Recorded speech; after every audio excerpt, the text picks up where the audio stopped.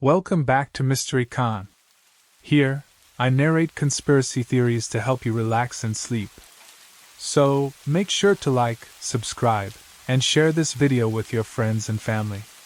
Let me know where you're watching from and what time it is. Now, let's begin. The manuscript was old, its pages yellowing and brittle, a whisper of the past. The moment my fingers brushed the cover, I knew I had stumbled upon something significant. I couldn't explain why, but something about it felt different. Most of the books I'd handled during my years as a historian in forgotten libraries had long lost their secrets to time. But this one, hidden beneath layers of dust and forgotten memories, pulsed with an unspoken promise. I settled into the quiet corner of the library, the distant hum of the city outside barely audible. The pages creaked as I turned them, and with each word, I could feel the weight of the knowledge it contained pressing down on me. It spoke of the clockmakers, an ancient race of cosmic beings, claiming they had crafted time itself. Not as something that simply flowed, but as a creation, an entity meticulously designed and woven with golden threads. At first, I thought it was merely a legend, a myth steeped in ancient metaphor. But the more I read, the more I felt the stirrings of something greater.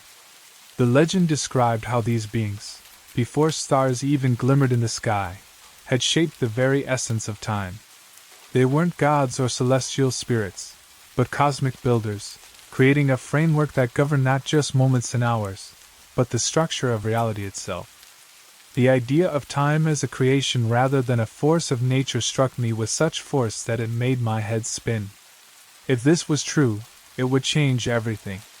But who were the clockmakers? Why had they disappeared? And more importantly, why had no one uncovered this before? I had to know more.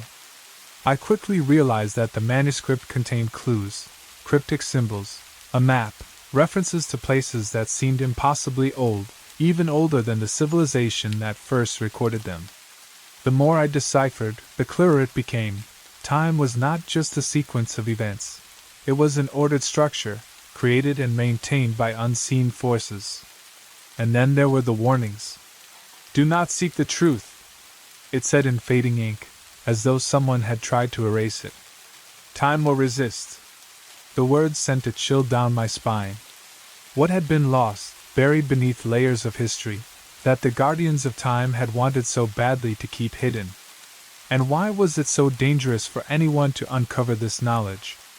I decided then, there would be no turning back. I would follow the trail wherever it led, no matter how far, no matter how dangerous. The legend had awakened something deep inside me, something I could no longer ignore. I packed the manuscript carefully, knowing that it was my only connection to whatever this mystery was. And as I stepped into the fading light of that evening, I realized that what I had just discovered was only the beginning. I didn't know it yet, but my quest was about to entangle me in a web of hidden forces, dangerous secrets, and questions that could unravel the fabric of reality itself. But first, I had to find the first clue, the symbol that had started it all. It was somewhere, waiting to be found. And once I found it, there would be no going back. I couldn't shake the feeling that the symbol was calling to me, its meaning elusive but undeniable. The moment I uncovered the first reference to it in the manuscript, my heart skipped a beat. It wasn't just a symbol, there was something almost alive about it. A geometric pattern intertwined with curves, almost like a representation of time itself. It seemed to pulsate with an energy that my eyes could barely comprehend. The manuscript offered little more than a cryptic description. A golden thread lies beneath the wheel, within the circle of the first star. The key is hidden where time sleeps. It was maddeningly vague, but there was one part of the description that resonated deeply with me. The first star. I'd read about the starry maps in ancient records before. In the old texts, the first star was said to be the very first glimmer of creation, marking the beginning of time. But where was it? Was it a literal star? Or was it something more abstract, something symbolic of time itself? I couldn't let it go. I traced the symbol on the page with my finger, each line sparking a growing sense of urgency within me. The ancient observatory, its name had appeared in the manuscript multiple times. I'd seen references to it in my studies of ancient civilizations, but never paid it much attention. But now, it felt like the key. If I could find this place, maybe I would find answers. The observatory was nestled in the mountains, about a 2-day drive from the city. As I packed my things, a strange unease crept over me. The further I got into this, the more I began to feel watched, as if invisible eyes were tracking my every move. At first, I dismissed it, paranoia, I told myself. But when I received an anonymous email with only one sentence, I couldn't ignore the chill running down my spine. The truth is dangerous. I pressed forward. The drive was long, winding through misty roads that seemed to disappear into the mist, the mountains looming like silent sentinels. When I finally reached the observatory, I was greeted by an eerie stillness. The air was thick with the weight of centuries of forgotten knowledge. There were no signs of life, no footprints, no cars, no signs of recent visitors. I stepped inside cautiously, the door creaking open with a low moan. The observatory was vast, with stone walls covered in ancient carvings. But it was what I found in the center of the room that took my breath away, a massive wheel-like structure, embedded into the floor. At first glance, it appeared to be nothing more than a relic, a broken machine, perhaps. But as I looked closer, I saw intricate engravings surrounding the wheel, patterns that mirrored the symbol I had seen in the manuscript. A pattern of circles and lines spiraling inward like the threads of time itself. I knelt down to examine it more closely, my fingers brushing against the cold stone. The moment I touched it, something shifted in the air, almost imperceptible, but it was there. The silence deepened. The room seemed to pulse with a faint vibration, as though the observatory itself was coming to life. Then I saw it, a small golden thread, barely visible, running along the edge of the wheel. It glimmered faintly in the dim light, as though it had been waiting for me to find it. I leaned closer, tracing the thread with my finger, my breath catching in my throat. It was delicate, almost fragile, but it held a strange power. As I followed it, the wheel slowly began to turn. Suddenly, the room plunged into darkness, and I heard a sound, an unnatural hum, like the winding of a great machine. My heart raced, and I pulled my hand away from the wheel, but it was too late. The thread, the wheel, the very fabric of time itself, had been activated. I stumbled backward, my mind reeling with questions. What had I just unleashed? Was this the clockmaker's work? Had I awakened something long forgotten? As the humming continued, I realized one thing for certain. I had only just begun to uncover the truth, and now I had no choice but to follow wherever this trail of golden threads led me. The humming continued, faint at first, but growing louder as I stood frozen in the darkness. My heart thudded in my chest, and for a moment, all I could do was listen to the strange sound, like the whining of an ancient machine, deep beneath the earth. The wheel had stopped moving, but something had shifted. Something was now awake. I moved cautiously toward the wall, fumbling for my flashlight. The beam flickered on, illuminating the stone carvings in front of me. As the light danced across the walls, something caught my eye, a faint etching in the stone, partially obscured by moss and age. It wasn't just any symbol. It was the same pattern I had seen in the manuscript, the one linked to the clockmakers. I could feel the weight of the discovery pressing in on me. Whatever was happening here, whatever I had just triggered, was no accident. The clockmaker's influence was real, and now I was in the thick of it. But I wasn't alone in this, and the deeper I dug, the more I realized that there were forces watching me, forces that didn't want the truth to come to light. It wasn't until I turned around that I noticed the shadow moving across the far corner of the room. A figure, cloaked in darkness, stood watching me. My breath caught in my throat as I froze, unsure of what to do. "Who's there?" I called out, my voice trembling more than I intended. No response. I took a step forward, my flashlight illuminating the figure's outline. It was tall, with an aura of authority, yet the air around them felt cold, unnaturally so. It wasn't until I took another step closer that I saw their face. It was familiar yet unfamiliar, an old man with sharp eyes that gleamed with a kind of quiet intensity. I didn't recognize him, but something about him made my skin crawl. "I've been expecting you," the man said, his voice low and calm, as though he already knew the exact course my investigation had taken. I recoiled, confusion flooding my mind. "Expecting me? How do you know who I am?" He stepped into the light, revealing more of his face. "I know everything you've discovered. I know what you're trying to uncover." I took a hesitant step back, my mind racing with questions. "Who are you?" "My name is Elias," he said, his gaze unwavering. "And I represent the Guardians of Time." The words hit me like a physical blow. The Guardians of Time. The same organization the manuscript had warned me about. The same group that had kept the secret of Time's true origin hidden for centuries. "You're one of them?" I asked, my voice thick with disbelief. "You've been hiding this from the world?" Elias's eyes narrowed. "We've been protecting it, Lyra. You don't understand the gravity of what you're playing with. Time is not something to be trifled with. You've unleashed something that should have stayed buried."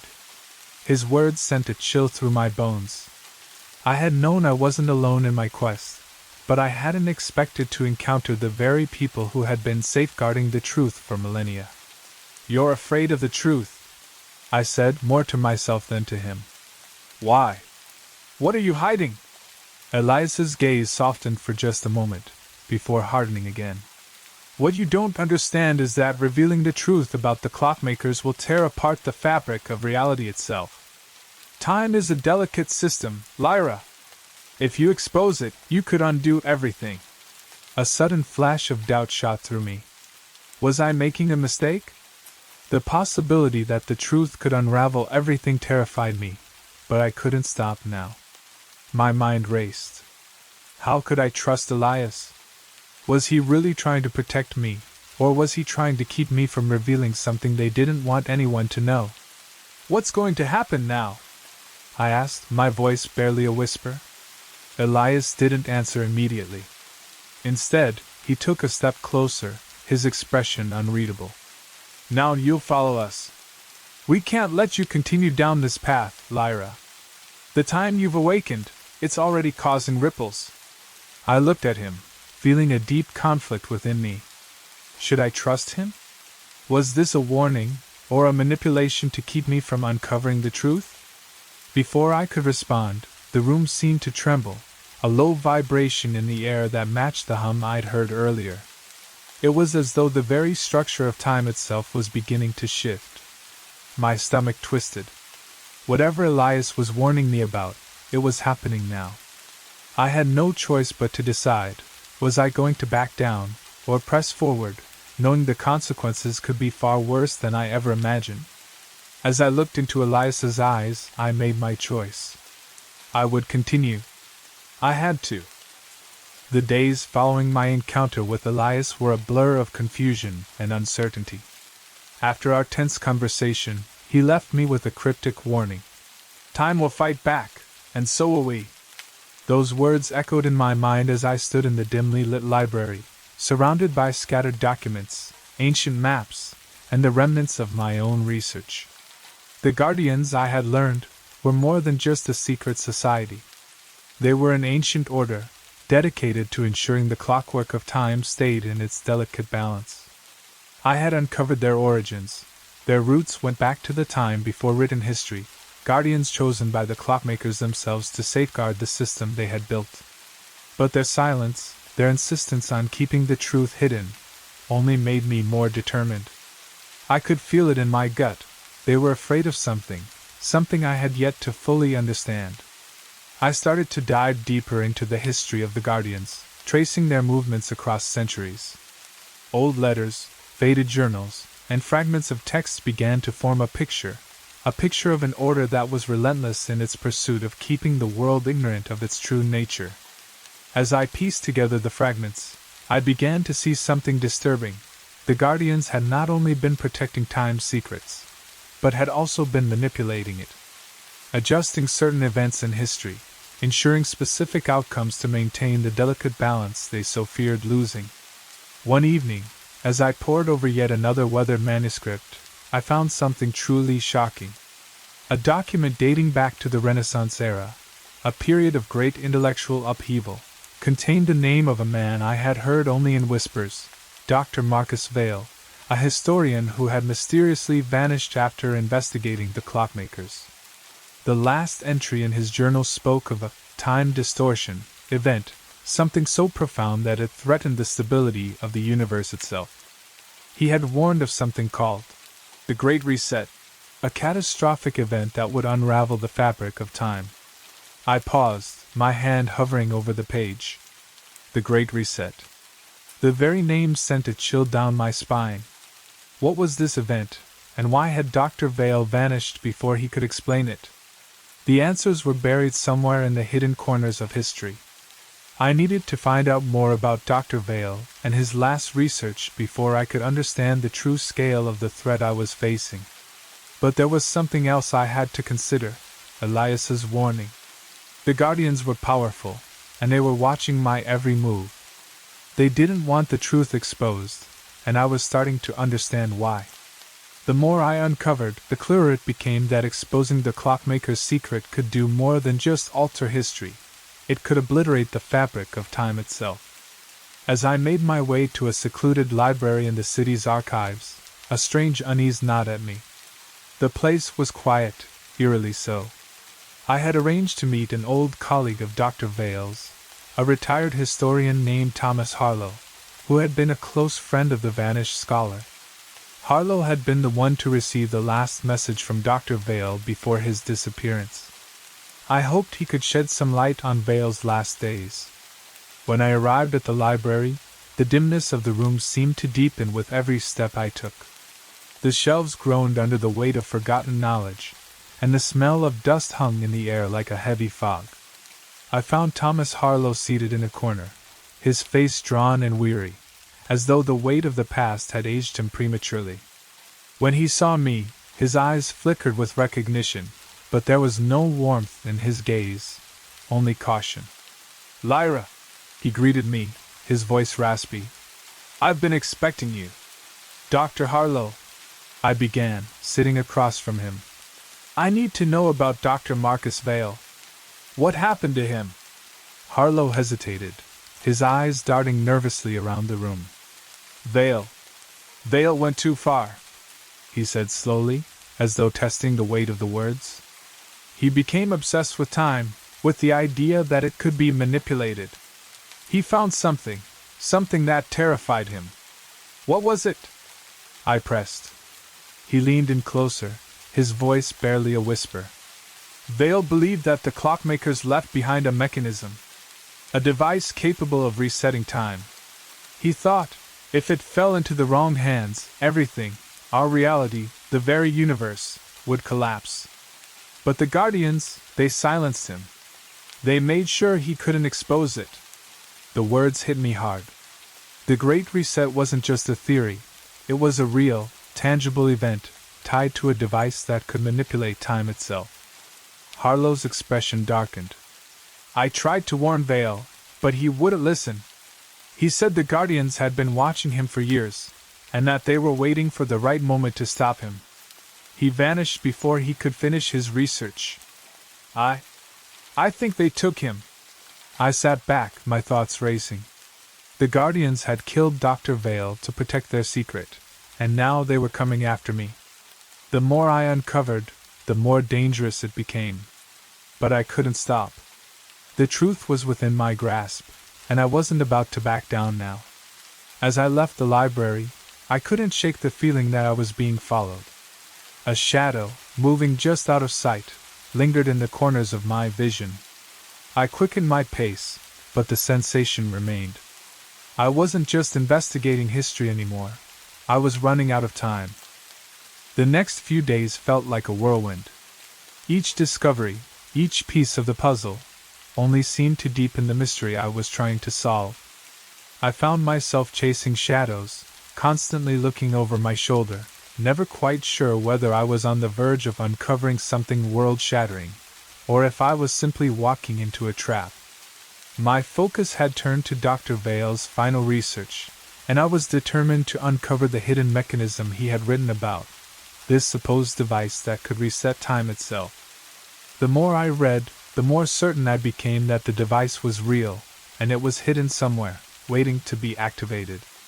But the Guardians were closing in on me, and their silence was deafening. They had no intention of letting me expose the truth. I spent long hours in the archives, piecing together Vale's cryptic notes and his last journal entries. One entry, in particular, caught my attention. Vale had written about a temple of time, a place where the clockmakers had left their final legacy, a mechanism so powerful that it could either preserve or erase the flow of time. I knew the only way forward was to find this temple. The location Vale had described was vague, but it pointed to a region high in the Andes Mountains, a place known for its strange energy fields and unexplained phenomena. It was a location few dared to explore, and even fewer returned from. But I had no choice. The trek was grueling, and the further I ascended into the mountains, the more I felt an oppressive sense of isolation. The air thinned, and every step felt heavier than the last. The world around me grew quiet, the only sound being the crunch of my boots against the frozen ground. And yet, despite the harsh environment, I couldn't shake the feeling that something was watching me. When I finally reached the temple, hidden deep in a cavernous cave system, it was more magnificent than I had imagined. The walls were etched with the same golden thread-like symbols I had seen in the manuscript, and the air was thick with an almost tangible energy, as though the temple itself was alive. As I ventured deeper into the heart of the structure, I found what I was looking for, a massive, circular platform, surrounded by intricate carvings and a mysterious mechanism embedded in the stone. The device was like nothing I had ever seen. It wasn't mechanical, but rather, it felt organic, as though it had grown from the stone itself. At its center was a sphere of translucent material, glowing faintly with an ethereal light. Around it, golden threads wound their way in complex patterns, some of them disappearing into the walls, others stretching outward like a web, connecting to the very fabric of the cave. I approached cautiously, my breath catching in my throat. This was it. The heart of time itself. I hesitated for a moment, my mind racing with questions.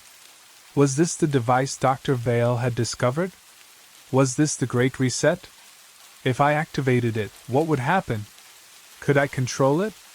Or would I unleash something that could unravel everything?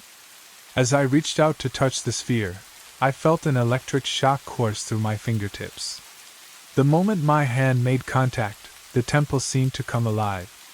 The threads around the sphere began to pulse with light, and the ground beneath me trembled. A soft hum, the same one I had heard in the observatory, filled the air, growing louder, reverberating through the walls. And then, a voice, soft, distant, but unmistakable, whispered in my ear, "You have awakened us." I stumbled back, heart racing, but the voice was gone as quickly as it had come. I wasn't alone in the temple. The clockmakers, or whatever remnants of them remained, had been waiting. But what did they want? And what had I just set in motion? Before I could process what had just happened, I heard the unmistakable sound of footsteps approaching. Someone else was here, someone who had been following me. I turned, my pulse quickening. Could it be Elias? Or had the Guardians found me? A figure emerged from the shadows, their face obscured by a hood. They stood still for a moment, their presence sending a wave of unease through me. I didn't know whether to run or to confront them. "You're too late," the figure said, their voice cold and commanding. "The truth you seek has already been sealed." My blood ran cold. It wasn't Elias. This was someone else, someone who had been waiting for me, just as the voice had said. The figure took a step forward, and I realized that I was no longer in control of the situation. The device, the temple, everything, it was now part of something much larger. A greater power, one that I couldn't even begin to understand. And just like that, I knew, whatever was coming next, I wasn't ready for it. But I had no choice but to face it. The figure before me moved with the kind of deliberate, slow precision that made it clear they weren't just an intruder. They were part of something much larger, something I had only begun to understand. They had been waiting for me, just as the voice in the temple had said.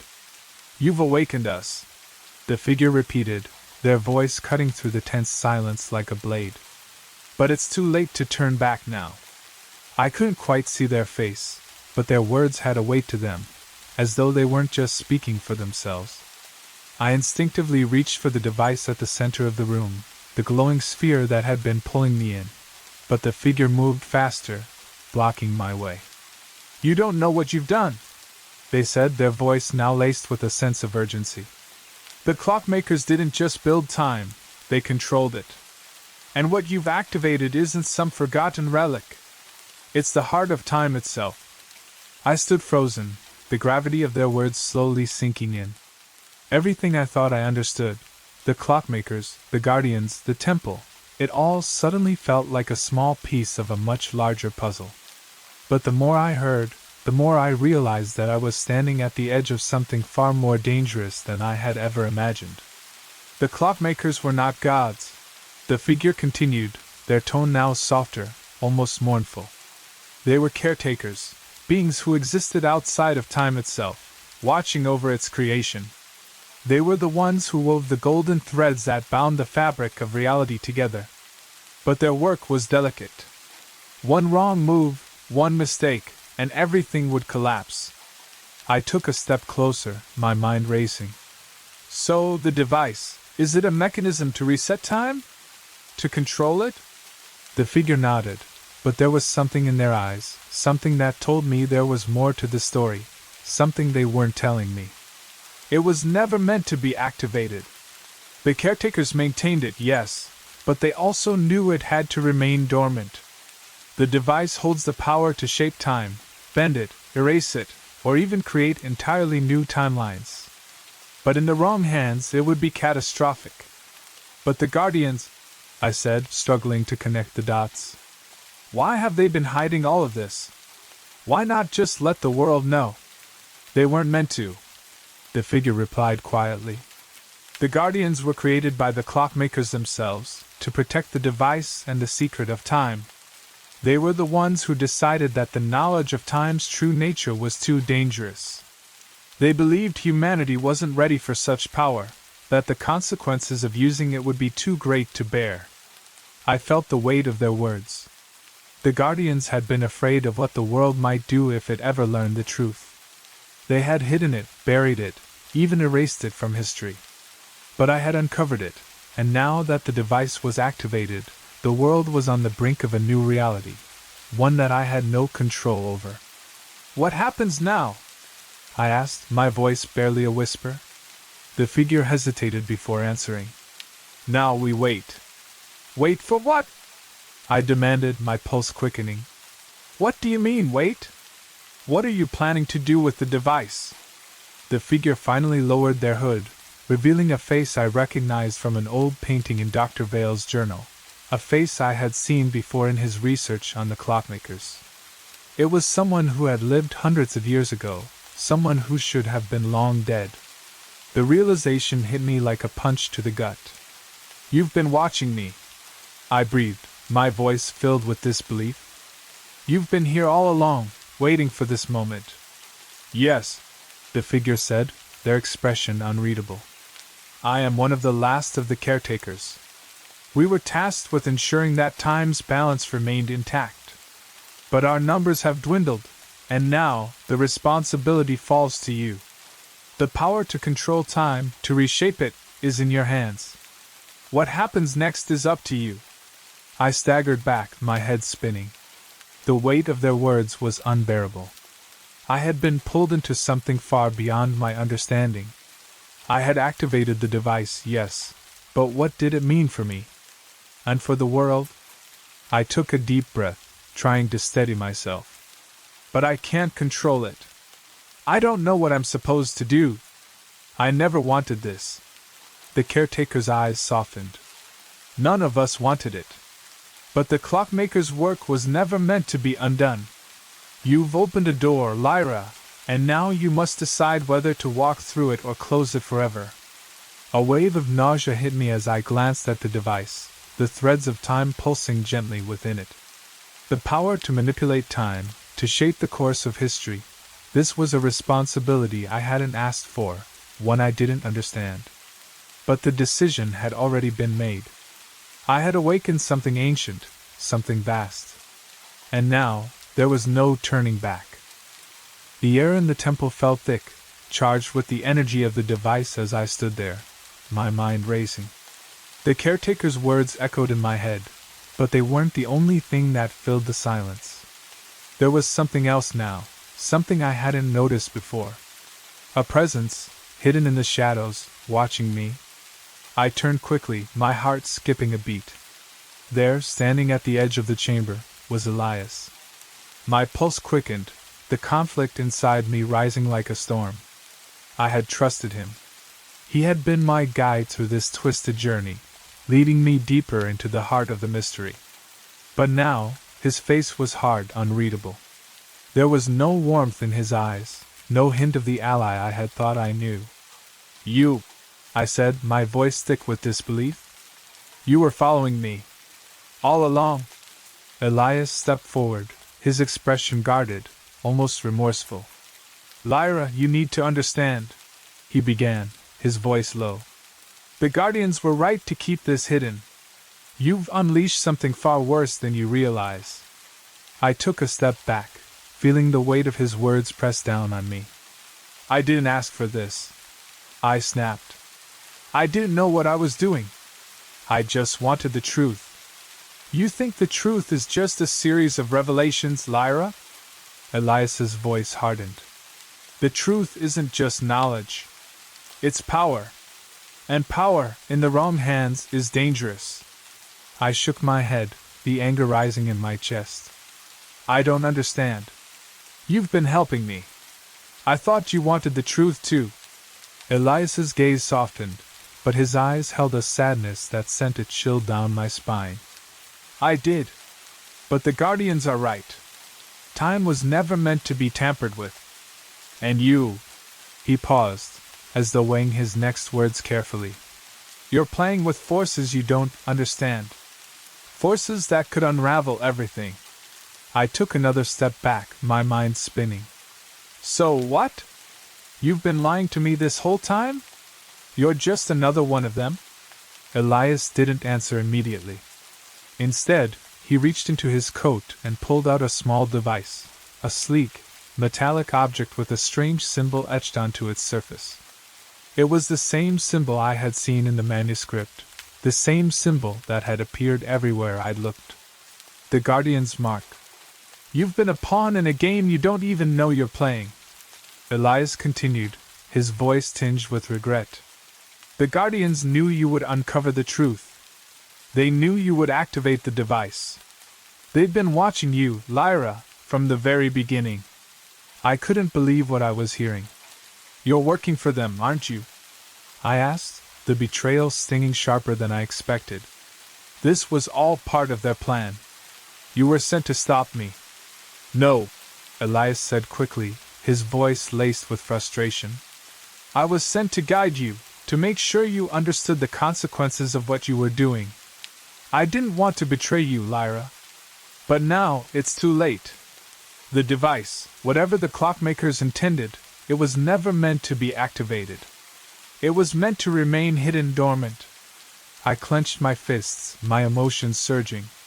You're lying. All of it. You've been deceiving me, just like they've been deceiving the world. Elias's face twisted in a way that made my breath catch. You think they've been deceiving the world? The Guardians haven't been lying, they've been protecting it.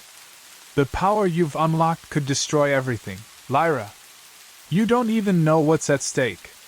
He stepped closer, his eyes filled with intensity.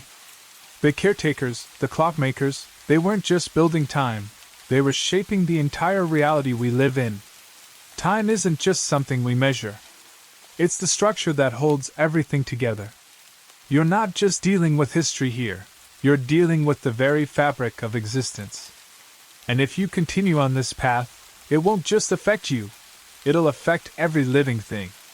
His words hit me like a slap. I could feel the weight of the decision pressing down on me. If what he was saying was true, I had unlocked something far beyond my understanding. The power to manipulate time, to reshape reality. It was too much. I looked at Elias, my mind torn. He had been a mentor, a guide, but now, I wasn't sure if I could trust him anymore. "What happens now?" I asked, my voice barely above a whisper. "The Guardians won't let you continue," Elias said, his voice calm but tinged with a quiet urgency. "They'll come for you. And they won't stop until they've neutralized the threat. You're a liability now, Lyra. To them, to time, to the world." I felt a deep pang of loss. Everything I had fought for, every truth I had uncovered, seemed like it was slipping through my fingers. "So, what now? You want me to stop?" He looked at me with sorrow in his eyes. "I want you to make the right choice. I want you to understand the power you're wielding. The power to reset time is too great for anyone. It was never meant to be controlled. And it's not just the Guardians who want to stop you now. There are others who know what you've awakened. And they will stop at nothing to make sure time's balance is never disturbed." A cold shiver ran down my spine. I was in deeper than I had ever imagined, caught in a game that stretched far beyond my understanding. Elias was right about one thing. I had no idea what I had set in motion. And now, with the Guardians and other, darker forces closing in, I wasn't sure how I would make it out alive. The days following my encounter with Elias felt like I was living in a world slowly falling apart. The clock was ticking, and I could feel it in my bones, every passing second bringing me closer to the inevitable conclusion of this twisted path I had set in motion. Elias's warning had haunted me, each word echoing in my mind. Time was unstable now, and I had no idea what the consequences would be if I didn't stop what I had awakened. But I couldn't ignore the pull of the device, the power to shape reality itself. I had to find a way to control it, to understand it fully. And yet, the more I learned, the less I felt like I could trust myself. The Guardians were closing in, I knew that much. Elias had made it clear, they would stop at nothing to prevent me from revealing the truth. But I couldn't just let it go. I had come too far. The device, the temple, the caretakers, it was all connected. I was the key to something bigger than I could comprehend, and there was no turning back. As the days passed, I grew increasingly paranoid. I began to notice strange occurrences, unexplained shadows in the corner of my vision, whispers just out of earshot, the sensation of being followed. I knew the Guardians were monitoring me, but I didn't know how close they were or when they would make their move. And then, one morning, as I was studying the device once more, something changed. A low hum filled the air, vibrating through the stone walls of the temple. The golden threads within the device began to pulse with a rhythmic intensity, growing faster, more erratic. I stepped back, my heart pounding in my chest. The hum grew louder, and then I heard it, a countdown, faint but unmistakable. 10, 9, 8. I felt the world around me shift. The ground seemed to tremble, and the air thickened, as though time itself was holding its breath. The device wasn't just a mechanism, it was a countdown to something catastrophic. Something I couldn't control. I raced to the device, panic surging through me.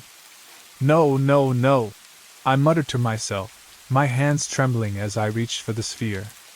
But the threads of time, once delicate and dormant, were now pulsing with a violent energy. They were unraveling, fraying at the edges, as though the fabric of reality was beginning to tear apart.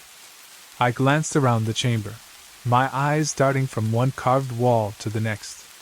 The temple's ancient symbols, the warnings in the manuscript, everything pointed to one horrifying truth: the clockmakers had never intended for time to be tampered with.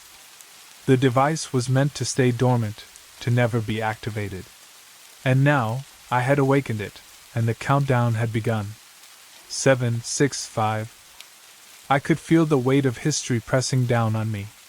The caretakers, the guardians, they had all worked to keep this secret hidden, to prevent anyone from disturbing the balance. But I had done it. I had triggered the device, and now there was no going back. I could feel the world shifting around me, distorting in ways I couldn't understand. 4, 3, 2. A flash of movement caught my eye. Elias. He was standing in the doorway, his face grim, but his eyes filled with an intensity one couldn't read. His gaze flickered to the device, then back to me. "You don't understand," he said, his voice urgent. "If you don't stop it, everything will be lost. The reset will collapse everything: time, space, existence itself. You have to destroy it before it's too late." I turned to face him, my mind reeling. "I can't. I don't know how to stop it. I don't even know what I've activated." "You've activated the mechanism, Lyra," he said, taking a step closer, his voice rising in desperation. "And if you don't shut it down now, it'll begin to collapse. It'll erase everything that's ever been. The universe, your reality, it will all be gone." I looked at the device, the golden threads now writhing with energy. I could hear the hum growing louder, the countdown echoing in my ears. Every second felt like an eternity. 1, 0. And then, everything went still. The hum stopped, the threads froze, and the air became suffocatingly quiet.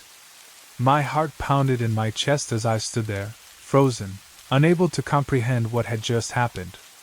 Had I stopped it? Or had I just triggered the collapse? I turned to Elias, searching his face for answers. But before he could speak, the room shifted again, this time with a loud crack, as if the very fabric of time was snapping. And then the world around me started to crumble. I stood in the heart of the crumbling temple, the air thick with an energy I couldn't begin to understand. The ground beneath my feet trembled as though the very foundation of reality was giving way. The device at the center of the room, the mechanism I had triggered, the heart of time itself, pulsed with an eerie, steady rhythm, like a heartbeat. But it wasn't just time that was breaking down. It was everything. The walls of the temple, once steadfast and eternal, cracked, sending dust and rubble falling in slow motion around me. The golden threads of time that had woven through the air now flickered, stretched, and distorted. I could feel them, pulling at the very fabric of existence, unraveling and weaving it back together. My stomach churned, a deep, primal fear setting in. This wasn't supposed to happen. This wasn't how it was supposed to end. But it was happening, and I had no choice but to face it. "Lyra!" Elias shouted, his voice barely audible over the cacophony of collapsing stone. He was standing near the shattered doorway, his face a mask of urgency. "We have to go. Now!" I barely heard him. My eyes were locked on the device, my thoughts racing. Time itself had become a living thing, twisting in ways I had no control over. The reality I had known was slipping away, the world around me warping, blurring at the edges. "This wasn't supposed to happen," I whispered, mostly to myself. "I didn't mean for any of this. I thought I was just uncovering the truth." "You are uncovering the truth, Lyra," Elias said, his voice urgent but calm. "But now you have to make a choice. You have to decide what happens next." I turned to him, confused. "What do you mean? What's left to decide?" "This is it. It's all coming apart." Elias shook his head. "No, it's not. You activated the device. You woke it up, yes. But it's not too late. You have the power to stop this, if you're willing to make the ultimate choice." "What choice?" I asked, my voice barely a whisper. Elias took a step closer, His eyes locked on mine with an intensity that made my heart race. You can reset it all. You can undo what's been done, stop the collapse. But you'll have to destroy the device. You'll have to sever the threads of time forever. I felt a cold rush of panic wash over me. Destroy it? If I do that, won't I erase everything? Won't I erase myself, too? Elias nodded slowly, his gaze unwavering. Yes. If you destroy it, time will reset. It will return to the way it was before you activated the device, before everything began to fall apart. But you'll have to make that sacrifice. You'll have to let go of everything you've learned. Your memories. Your knowledge. Your place in this world. The words hung in the air like a heavy weight, and I felt the pressure of them settling in my chest. What was I supposed to do? I had unlocked the secrets of time, yes, but now that I had, the very structure of reality was unraveling. The power I had awakened was too great for any one person to control. I can't just erase everything, I said, my voice trembling. I can't forget it all. The truth, the clockmakers, everything I've learned. Elias stepped closer, his hand resting on my shoulder in a rare moment of reassurance. I know. But sometimes the truth is too dangerous to hold. And sometimes, letting go is the only way to save everything. I looked at the device again, the golden threads now pulsing wildly, as though the universe itself was in the midst of a catastrophic collapse. The ground trembled beneath me, and I could feel the pressure of time itself closing in. The choice was mine. I could destroy it all. I could reset time, but I would lose everything in the process. Or I could let it continue, knowing that the consequences of my actions might be far worse than I could ever comprehend. Do it, Elias urged softly. Make the choice. I looked down at my hands, feeling the weight of the decision pressing down on me. I had uncovered the truth, yes. But now, the truth had become a force beyond my control. Could I live with the consequences of my knowledge? Or would I rather reset everything and live a life without the burden of this power? The choice was agonizing, and I felt the weight of the universe in my chest. But in the end, there was only one thing I could do. With a deep breath, I stepped toward the device. My hand hovered above the sphere, and for a moment, everything seemed to slow down. Time, it seemed, had stopped altogether. There was no ticking clock, no hum, no countdown. Just a quiet, heavy silence. I closed my eyes, and in that moment I knew what I had to do. I could feel the weight of the world pressing down on me as I stood there, my hand hovering over the device. The golden threads of time pulsed with energy, twisting and writhing like living creatures, each one tugging at the fabric of reality. The choice was mine, and it had never felt more impossible. The air was thick with tension. Elias stood a few feet away, his face unreadable, yet his eyes held something I hadn't noticed before, a deep, quiet hope. Perhaps he had been waiting for this moment as much as I had. He didn't say a word, knowing that the decision was mine alone to make. I took a deep breath, steadying myself. For the first time since I had discovered the manuscript, since I had unearthed the legend of the clockmakers, I felt a strange calm settle over me. Time was a force, yes. A creation, a delicate construct. But it was also something more. It was life itself, fragile and fleeting, yet infinitely precious. The clockmakers had built it, but it had become something far beyond them, a part of the universe, something we all lived by, whether we understood it or not. I looked at the device again, and a thought struck me. Maybe the truth wasn't in controlling time. Maybe the truth was in understanding it. Maybe the clockmakers had built time not to be manipulated, but to be lived, to be experienced in its own fleeting beauty. If I destroyed the device, if I severed the threads, it wouldn't just reset time, it would destroy everything. And I couldn't bring myself to do that. The choice had been weighing on me, but now I realized the answer had been inside me all along. I lowered my hand from the device, feeling the weight lift from my shoulders. I wasn't going to destroy it. I wasn't going to let the fear of its power control me. I would leave it here, in the temple, where it belonged. The device, the caretakers, the clockmakers, they were all part of a larger story. One that I could never fully understand. But I didn't need to control it to know its value. A soft hum filled the air, a peaceful resonance this time, not the frantic, dangerous pulsing from before. The threads of time seemed to settle, quieting, finding their natural rhythm again. The air lightened, and the ground beneath me ceased its trembling. It was as if time itself had breathed a sigh of relief, and everything returned to balance. I turned to Elias, who had been watching me carefully. His eyes, once filled with doubt, now reflected a quiet relief. He had seen the decision I had made before I had even made it. "You've done it," he said softly. "You've chosen wisely." I nodded, my throat tight. "I didn't destroy it. I didn't reset time. I just let it be what it was meant to be." Elias gave a small, approving smile, his eyes softening. "It's the right choice. The clockmakers didn't want time to be tampered with. They didn't want it controlled. They wanted it understood. And you've done that." For the first time, I allowed myself to exhale. The weight of the decision, the weight of everything I had learned, slowly began to lift.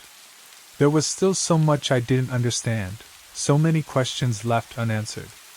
But I had made peace with that. "Will the guardians come for me?" I asked, almost afraid to know the answer. "They won't," Elias said firmly. "They understand now. Time isn't something to be controlled or hidden. You've proved that." I glanced back at the device one last time, the golden threads now calm, their pulse steady but quiet. It had been a tool of unimaginable power, but it wasn't mine to wield. It wasn't anyone's. As we made our way out of the temple, the door sealing behind us with a soft, final click, I realized something I hadn't fully understood before. Time wasn't something to fear. It was something to embrace. It was a gift, fragile and fleeting, but beautiful in its imperfection. We were all part of it, woven into the fabric, just as the clockmakers had intended. I stepped out into the sunlight, feeling the warmth of the world around me, and for the first time in a long while, I felt at peace. The past, the present, and the future all seemed to align in that moment. Time had been restored, not by destroying it, but by understanding it. And that was enough. I had always found comfort in the quiet hum of the forest, but that day, something was different. The trees seemed to breathe, a rhythm so subtle it was almost imperceptible. At first, I thought it was my imagination, the kind of thing that happens when you spend too much time in the woods. But as I stood there, eyes tracing the movements of the leaves, something shifted inside me. I had come to this remote research center to study plant communication, like any botanist would.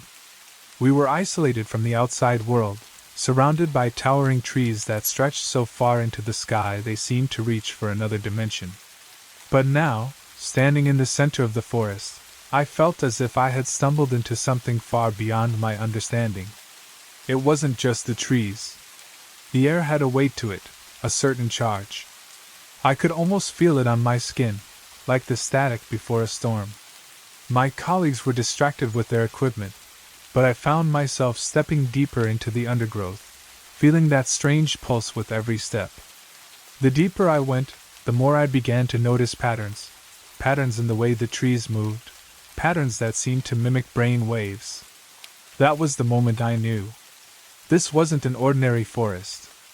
The trees were alive in ways I couldn't yet explain, and the heartbeat of the forest felt like it was calling to me. We had stumbled upon something that could change everything. But even as I felt the weight of that realization, I couldn't shake the feeling that we were being watched. Someone, was listening. I didn't know it yet, but this discovery would set off a chain of events that would unravel the very fabric of what we thought we knew about the natural world. But first I needed to figure out what was happening here, and why. It wasn't long before I started to piece together the first fragment of the puzzle. It came to me like a whisper, unexpected but undeniable. One evening, while sifting through some old research notes in the center's library, I stumbled upon a manuscript buried under piles of dust. Its pages were yellowed with age, its cover cracked and fragile, yet it called to me with an eerie sense of urgency. The title, Whispers of the Old Forest, seemed innocuous enough, but as I began to read, a chill crept up my spine. The manuscript spoke of ancient forests, far older than any modern tree species. It described the rituals of long-forgotten cultures, rituals that centered around the belief that the trees could communicate with one another. The most startling part was the description of the dreaming trees, an idea that had always been dismissed as folklore. The manuscript suggested that the trees, through an intricate network of roots and bioluminescent threads, could share memories across vast distances. The more I read, the more the pages seemed to glow with an energy that felt almost alive. The rhythms I had observed in the trees, the pulsing patterns, mirrored the descriptions in the manuscript. My heart raced as I pieced the clues together. The manuscript described how the roots of these ancient trees would hum with activity at night, emitting a soft glow, much like the brain waves we'd seen in EEG scans. The trees were not just alive, they were thinking. They were dreaming. But why? What were these trees trying to communicate? I knew I had to share this with my colleagues.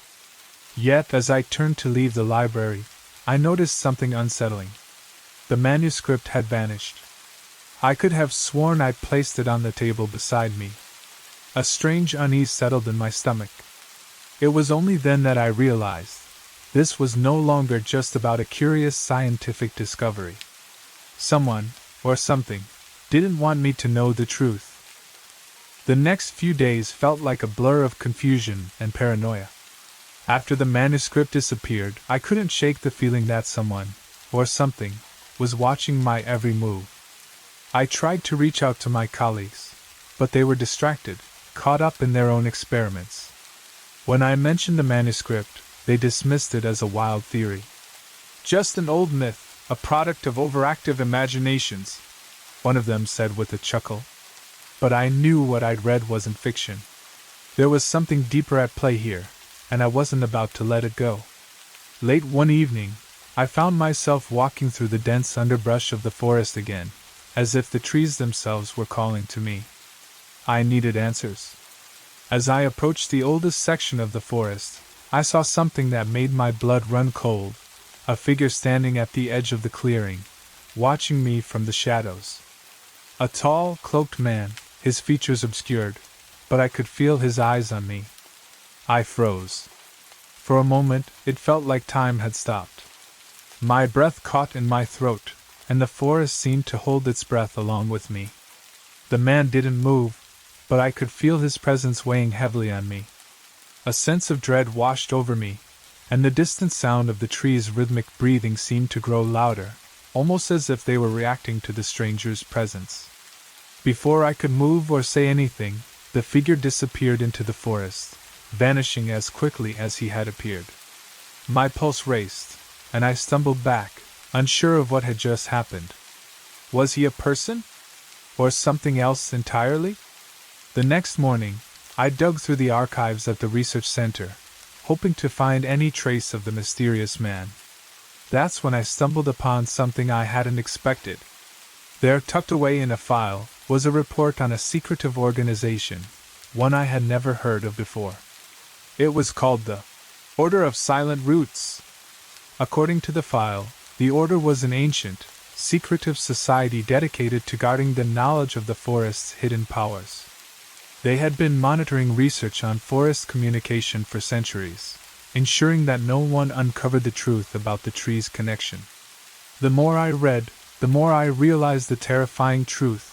The Order of Silent Roots was watching me, and they would stop at nothing to protect their secrets. I couldn't believe it. I had unwittingly uncovered something much larger than a scientific mystery.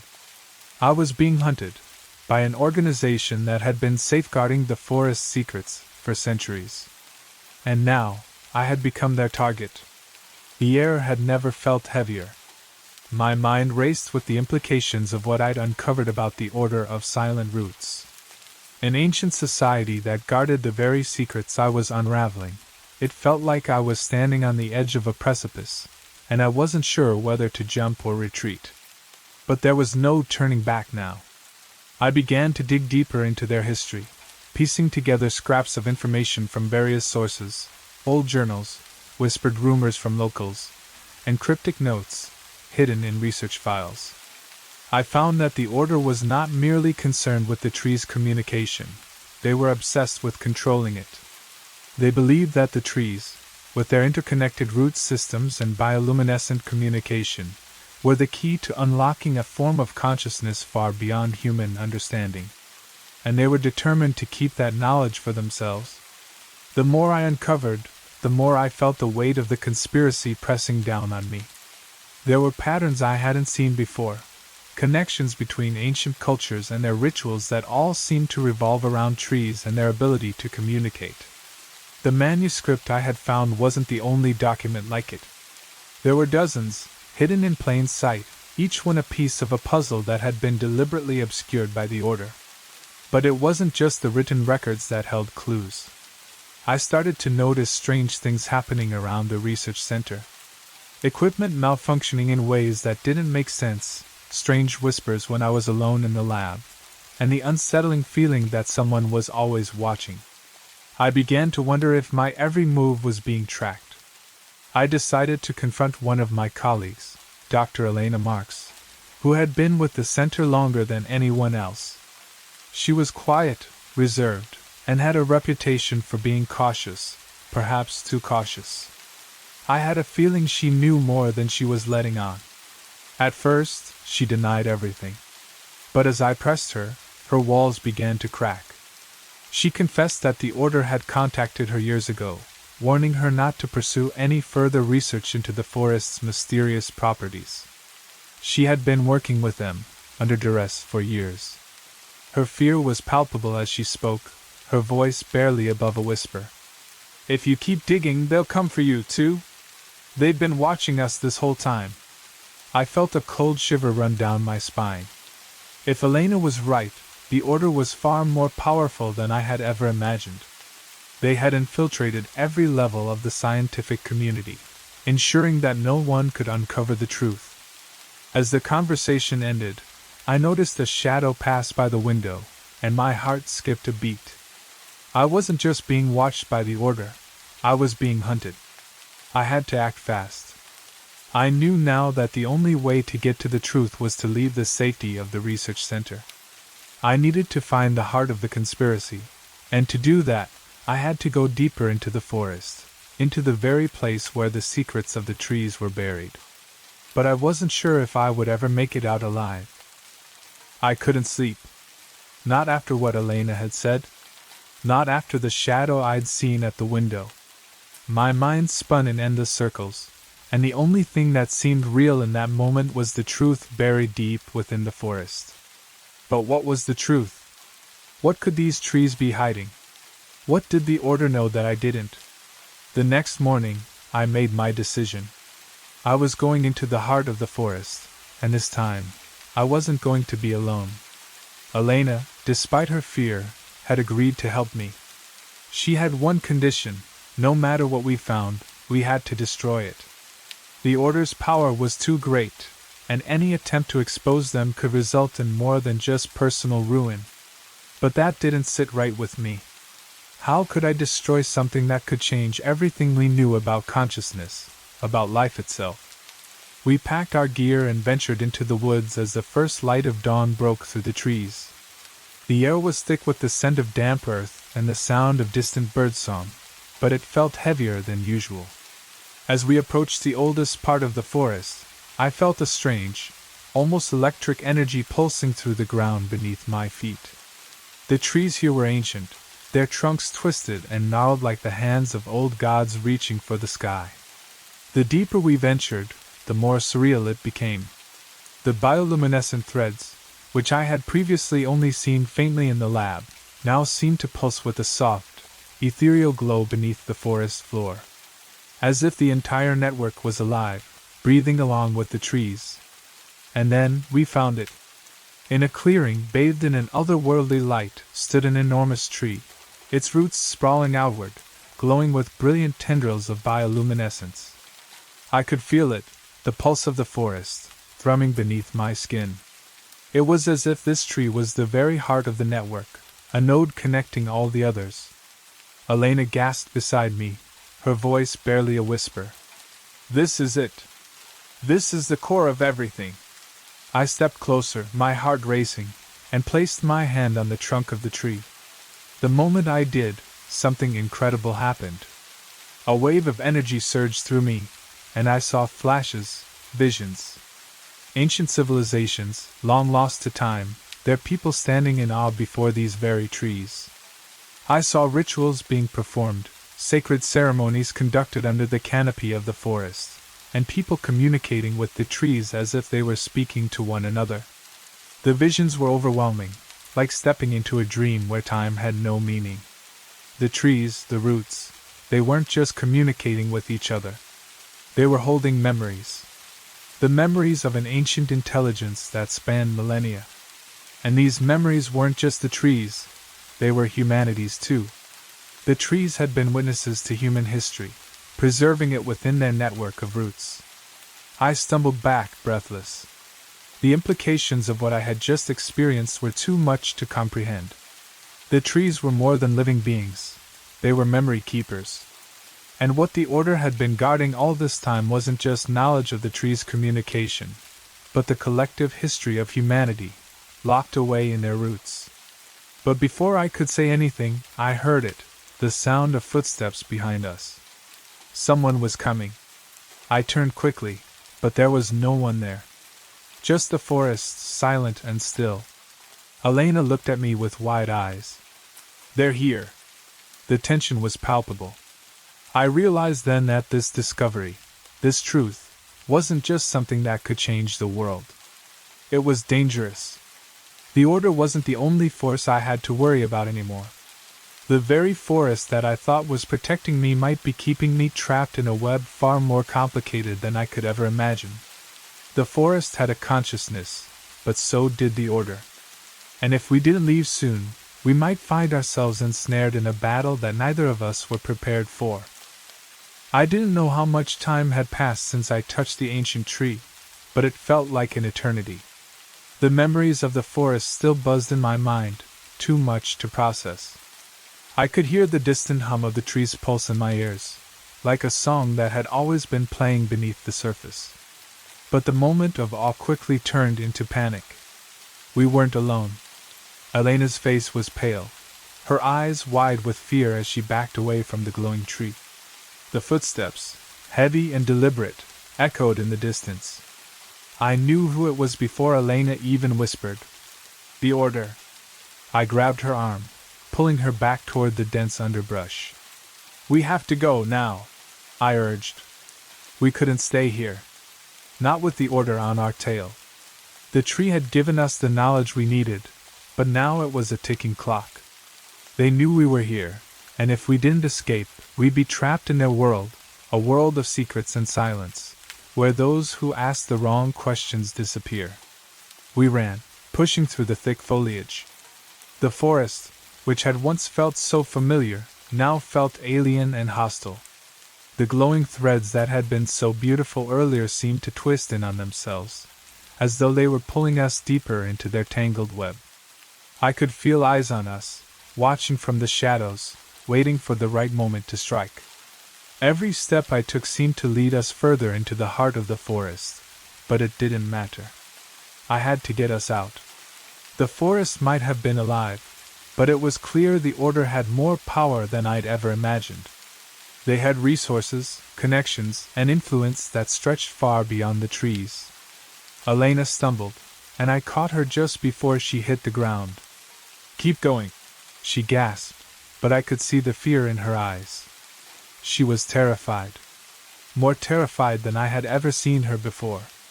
"They're closing in. We won't make it." I looked around, frantic. There was no clear path back. The forest had closed in on us, and the night was coming fast. The once soothing sounds of the trees now felt like a warning. My mind raced. We had to find a way to lose them, some escape route, some hidden way out of the forest. Then I remembered something the manuscript had mentioned, a hidden path known only to a few. It was said to lead to an old, forgotten village deep within the forest. I dismissed it as another legend, but now it seemed like our only chance. I pulled Elena along, leading her toward a narrow gap between the trees. We were moving in the direction where the glowing roots seemed to disappear into the ground. The further we went, the more the forest seemed to come alive, guiding us, protecting us from the encroaching shadows of the order. Suddenly, we broke through the trees into a clearing. There, in front of us, was the ancient path, the one described in the manuscript. It was overgrown and nearly hidden by vines, but it was real. The path stretched ahead like a promise. A way out. But as we stepped onto the path, a voice shattered the quiet night air. "You think you can escape?"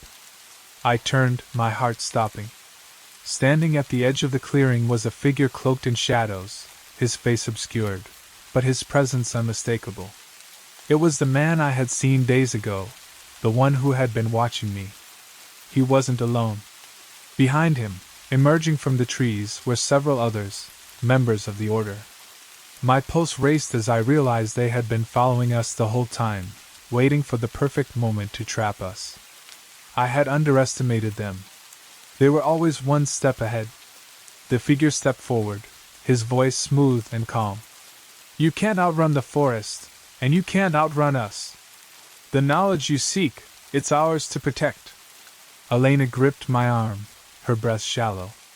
"We have to go, now." I nodded, but before we could make a move, the ground beneath us trembled.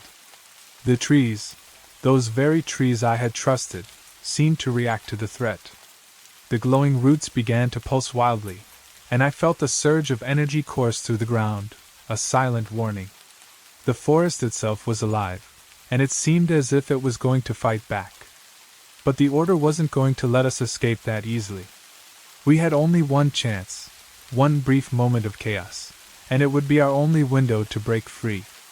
The chase had begun in earnest.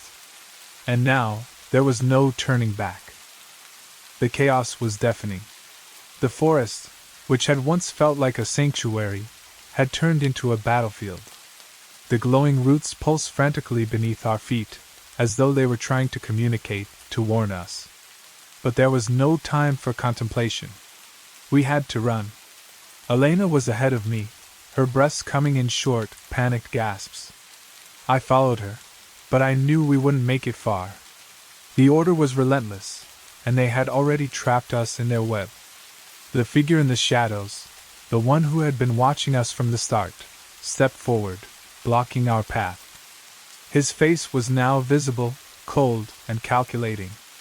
"There's no escape," he said, his voice calm, almost like he was trying to comfort me. "You've gone too far. You've seen too much." I tried to think, to come up with a plan, but my mind was clouded with panic. There had to be a way out. I knew the forest had secrets, but were they enough to save us? Was there something I could do? Then I noticed something, Elena. She wasn't running anymore. She wasn't even trying to fight back. Her head hung low, her expression empty. And then I saw it. She had a small device in her hand, barely noticeable in the dim light, but it was there. My heart sank as the realization hit me. Elena wasn't just a colleague. She wasn't just a friend. She was one of them. I stopped dead in my tracks. "Elena, no. What are you doing?" She looked up at me, her eyes cold, detached. "I never wanted this to happen. But I had no choice. They have my family. If I didn't do this, they'd..." Her voice trailed off, but I could see the guilt in her eyes. She had sold us out, and it cut deeper than anything else. I thought I could trust her. The man who had been blocking our path smiled, a cruel, knowing smile. "You see? There's no escaping the truth. We've been keeping watch over the forests for centuries. It's not just about protecting the knowledge, it's about controlling it. If the trees are to remain the guardians of human history, we must control who has access to that knowledge. I turned to Elena, desperation in my voice. You can't be serious. This is bigger than your family. This is about the future of everything, of humanity itself. But she didn't respond. She just stood there, the device in her hand, her expression unreadable. I realized in that moment that there was no coming back. Elena had made her choice, and now she was an obstacle I couldn't afford to ignore. The figure turned to his comrades, nodding. Deal with them. And just like that, the order moved in. I barely had time to react before I was surrounded. The trees around us trembled, their roots writhing beneath the ground, as though they were in turmoil over the betrayal. But the forest's cries, however loud, were no match for the cold, calculated efficiency of the order. As I was shoved to the ground, I heard Elena's voice, distant and faint, as if it came from a world I no longer recognized. I'm sorry. The world seemed to spin as the figures from the order closed in. My mind raced with thoughts of escape, of survival. But more than that, I couldn't help but wonder what had gone wrong. Had the forest been a friend all along, or was it just another tool in the order's hands? Could we have ever truly trusted the trees? But just as everything seemed lost, I felt a sudden surge of energy beneath me, a pulse of light and power that shot up through the earth, knocking the order off their feet. The forest, it was fighting back. The battle for survival wasn't just mine anymore. The trees had chosen their side. I barely had time to process what was happening before the ground beneath me shuddered, as though the forest itself had come alive. The pulse of energy was undeniable, a force that knocked the order's members back, sending them sprawling to the ground. For a brief moment, everything stopped. The trees, once silent and steady, seemed to respond to our desperation. I could hear the roots cracking, the earth beneath me trembling with a power that felt ancient, unstoppable. It was the forest, the very trees I had come to understand in ways I never thought possible. They weren't just witnesses to history, they were guardians of it. And now, they were choosing to protect me. But this wasn't enough. The order wouldn't give up that easily. I needed to act fast. Elena! I shouted, scrambling to my feet, my heart pounding. But she was already turning away, as though the pulse had been nothing but an inconvenience. She was still holding the device, her expression colder than ever. She wasn't just a betrayer anymore, she was a symbol of everything that stood against me, against the truth I had uncovered. I had no time to confront her. The figures from the order were starting to rise, their movements sluggish but determined. One of them, the leader, the figure in the shadows who had been watching me from the beginning, narrowed his eyes at me. He was getting back on his feet, and I knew that if I didn't leave now, there wouldn't be another chance. I turned and ran. The forest guided me, its pulse now a steady rhythm beneath my feet, urging me forward. I didn't know where the path would lead me, but I couldn't stop. Not when I had seen what I had seen. The trees, the roots, the memories, everything I had learned was now at stake, and I had to expose it. I had to show the world the truth, no matter the cost. Behind me, the sounds of the order's pursuit grew fainter, but I couldn't let my guard down. They were relentless, and their resources were vast. I had no allies left, just the forest. The forest and me. After what felt like an eternity, I stumbled into a hidden clearing, one I had never seen before. The trees here were ancient, their bark twisted and weathered by centuries of growth. At the center of the clearing stood a stone altar, covered in moss and ivy. The air here felt different, almost sacred. It was as though this place had been untouched by the order's influence. It was a sanctuary, a place where the forest's power could be fully realized. And there, in the center of the altar, I saw it. A glowing stone, pulsing with the same bioluminescent energy I had seen in the roots. It was the key. The key to unlocking the full extent of the forest's consciousness, its memories. The key to exposing the truth to the world. I knew what I had to do. But as I reached for the stone, a voice called out from behind me. "You think you can just take it?" The figure from the order was there, his face twisted in fury. "This is not yours to control." I froze, my hand hovering just above the stone. The weight of his words settled in, and I realized just how high the stakes had become. The forest was no longer just a living, breathing entity. It was the last hope for revealing the truth. And if I took it, the Order would do everything in their power to stop me. I had a choice: leave the stone, leave the truth behind, and run, or take it and risk everything. The trees, the forest, they had already made their choice. But would I? The moment my fingers brushed against the glowing stone, a surge of energy shot through me. It wasn't like anything I had felt before. The forest's power coursed through my veins, overwhelming my senses, lifting me up in a current of pure force. The light from the stone expanded, flooding the clearing with a soft, ethereal glow. I could feel the ancient consciousness of the trees, their thoughts, their memories, all flooding my mind in a dizzying torrent. I was no longer just a witness to the forest's secrets. I was part of them. The trees, their roots, their dreams, they weren't just a passive part of the world. They had been shaping the course of human history for centuries.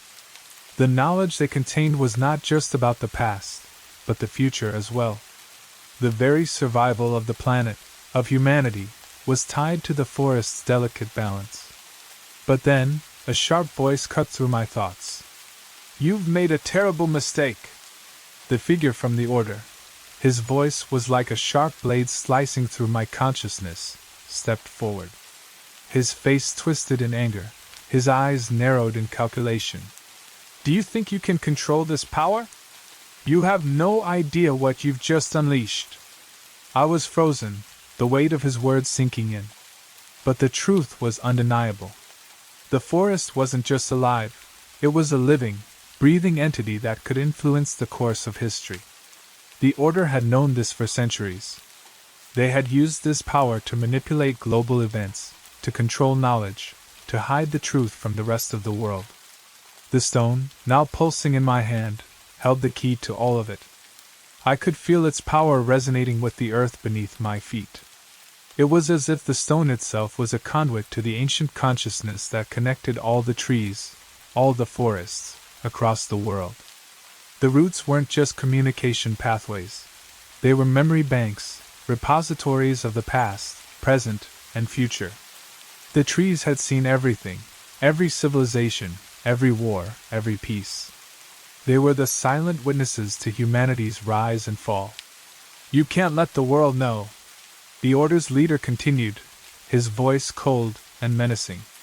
"If the truth gets out, everything we've worked for, everything we've controlled, will collapse. The trees are not meant for mankind's eyes. They are too powerful." But I wasn't listening to him anymore. I could feel the energy of the forest coursing through my body, a flood of ancient knowledge rushing into my mind. I saw glimpses of the past, civilizations long lost, their people worshipping the trees, believing them to be the keepers of wisdom.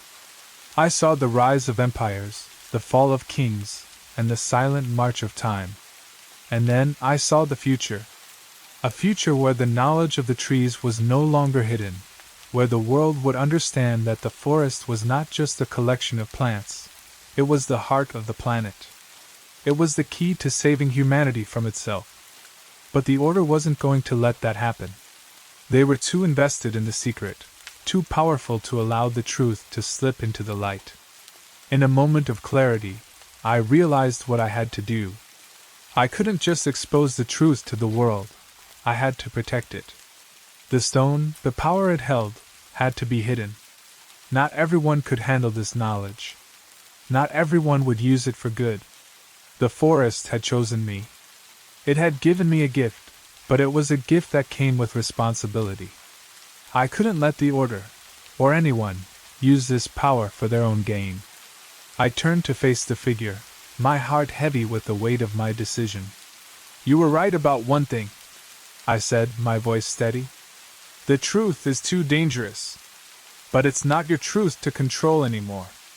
I didn't hesitate. I crushed the stone in my hand, watching as the light flickered and died, leaving behind only a whisper of its power.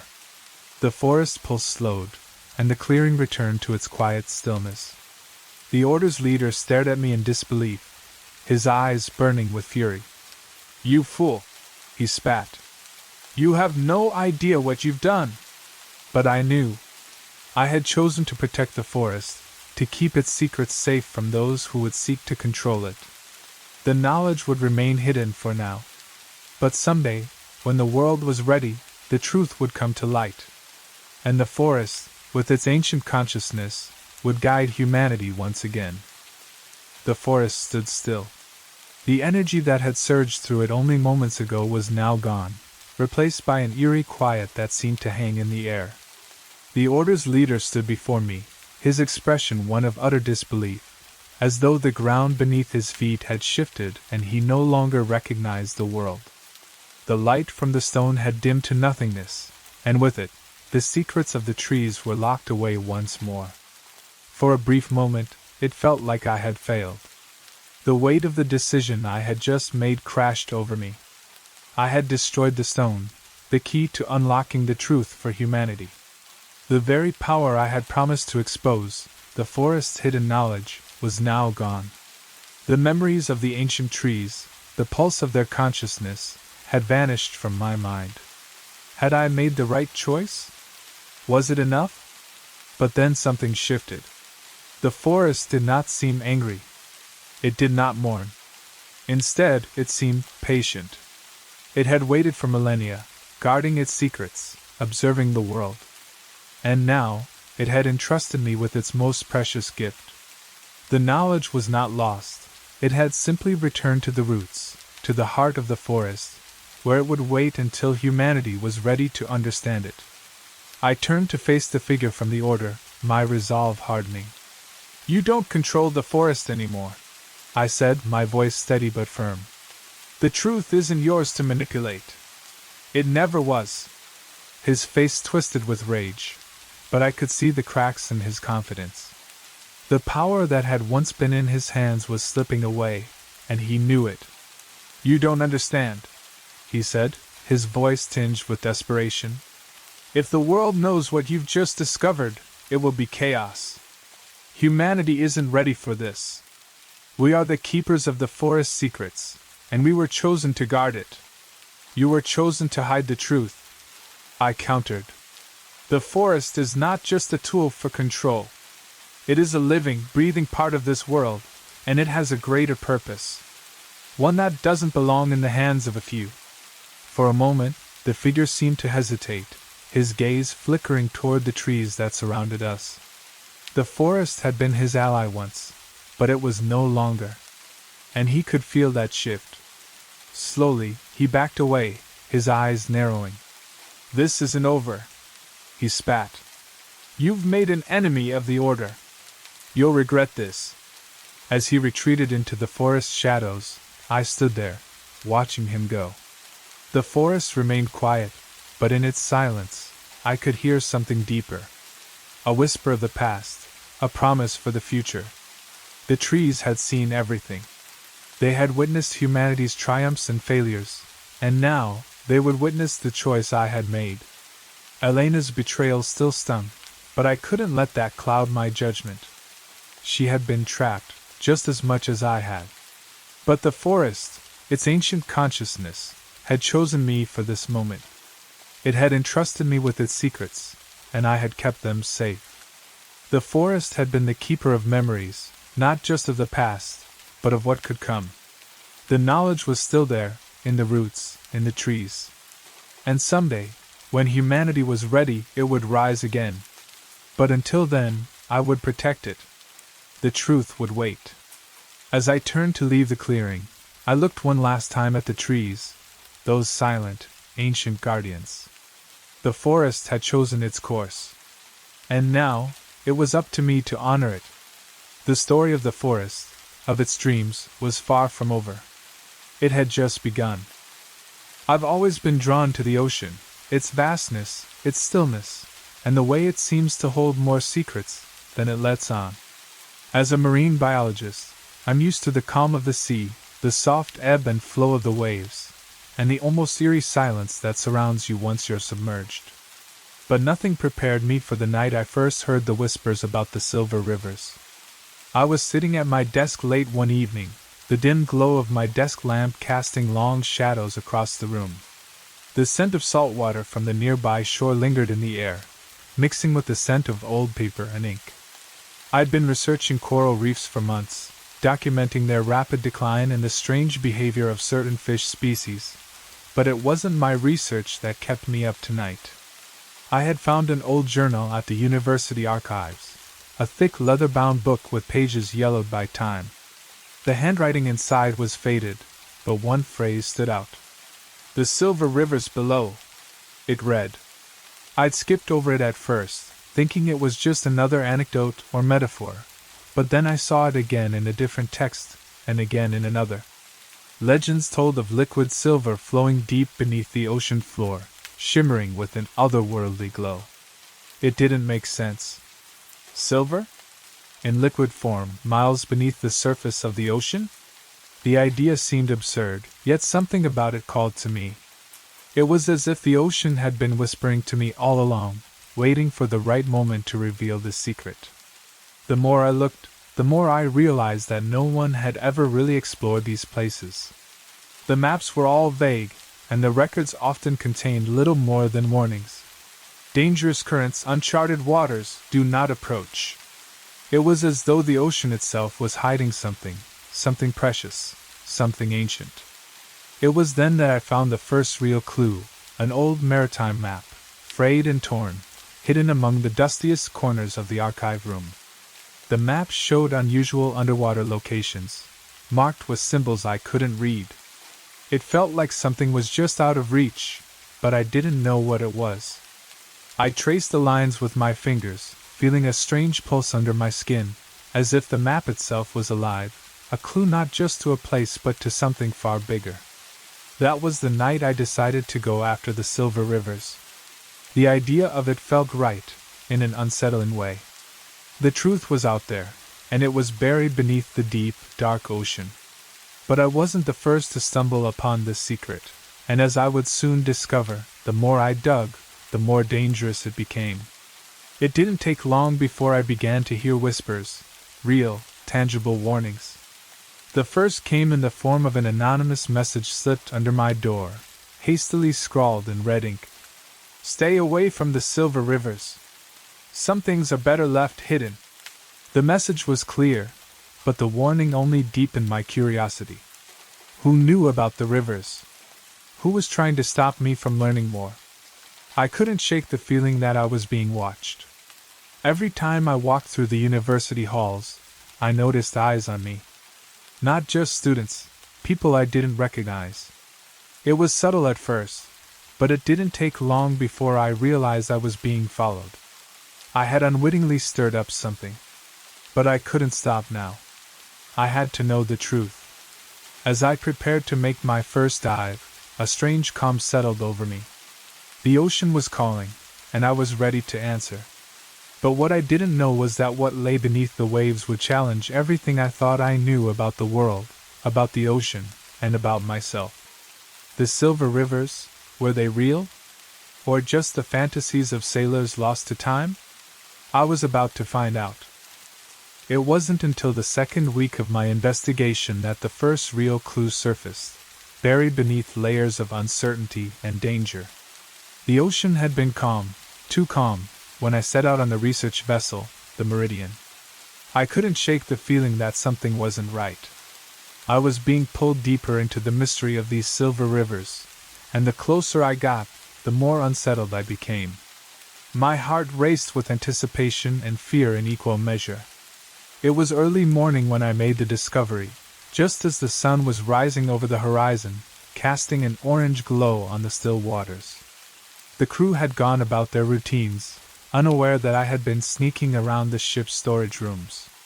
I was looking for something, Anything that could connect the dots between the map and the silver rivers. I'd been poring over old documents, obscure references, and maritime records for days, but it wasn't until I stumbled across a forgotten folder in the ship's dusty archive room that I found what I needed. Inside the folder was a series of old photographs. They weren't the typical shots of coral reefs or marine wildlife. These were of underwater terrain, taken by a previous research team in the early 1970s. The images were grainy, but unmistakable: deep trenches, vast underwater caves, and the most peculiar of all, a strange, reflective shimmer in one of the deeper trenches. It was subtle, but I could see it, a glimmer of light, almost like silver, shining faintly from within the depths. My pulse quickened. Could this be the silver rivers? There was no documentation accompanying the photographs, just an eerie silence in the margins. Whoever had taken them had simply left the images behind, as if to forget what they had seen. I couldn't let it go. I immediately contacted the ship's captain, asking for the exact coordinates of the site in the photographs. He seemed hesitant at first, but after some persuasion, he relented, his reluctance telling me more than words ever could. There was something about this place that they didn't want me to know. But I couldn't back down now. I had my first real lead. The next few hours were a blur of frantic preparations. I gathered my gear and made my way to the submersible, abyssal reach, which would take me deep into the trench where the shimmer had been captured. I could feel the weight of the ocean pressing in as we descended. Each passing meter felt like a barrier, separating me from the world I knew. I couldn't help but feel a strange connection to the abyss, as if it was alive, watching me. The silence was deafening.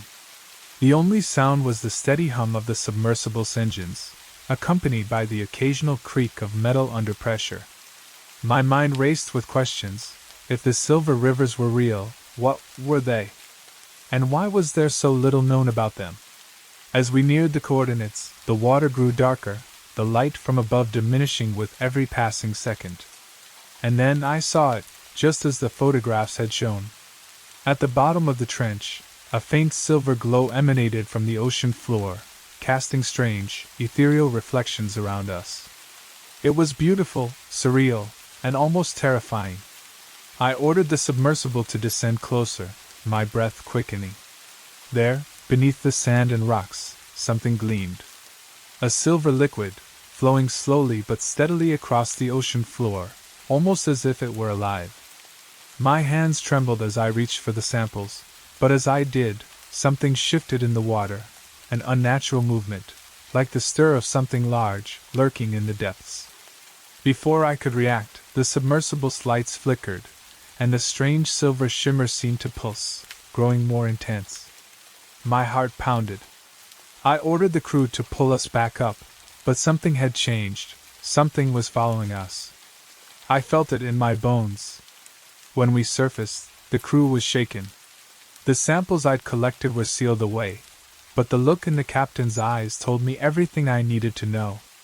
They had seen it too, the shimmer, the strange movement in the water. We weren't alone. As the sun set that evening, I couldn't shake the feeling that the silver rivers were only the beginning. Whatever force was watching us in the depths had made its presence known, and I wasn't sure how much longer I would be able to continue my investigation without drawing more dangerous attention. What had I uncovered, really? A piece of a larger mystery, yes, but something far more menacing lingered beneath the surface. The first clue had revealed the truth. The silver rivers were real. But the deeper I went, the more dangerous the truth became. I had to push forward. But could I trust the crew? Could I trust anyone? The ocean has a way of swallowing things whole, truths, secrets, even people. The deeper you go, the more it wants to consume you. I was learning that the hard way. That shimmer, that silver flow beneath the sea, had been more than just a discovery. It was a warning. And now, I was in the middle of something bigger than I could have ever imagined. It had been 2 days since we made the dive to the trench, and the team had been unusually quiet. The usual camaraderie I'd come to expect on the ship was replaced with an eerie tension. Every time I tried to ask about the strange events after we surfaced, I was met with vague answers and uneasy glances. It was as though no one wanted to speak about what we had seen. That's when I decided to push harder. I was back in my cabin, going through my notes, trying to make sense of the samples I'd collected. The silver liquid seemed to defy logic. It wasn't quite liquid, yet it wasn't solid either.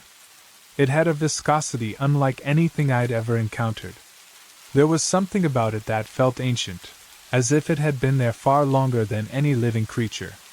But I wasn't the only one obsessed with it. That night, a man approached me, someone I hadn't seen before.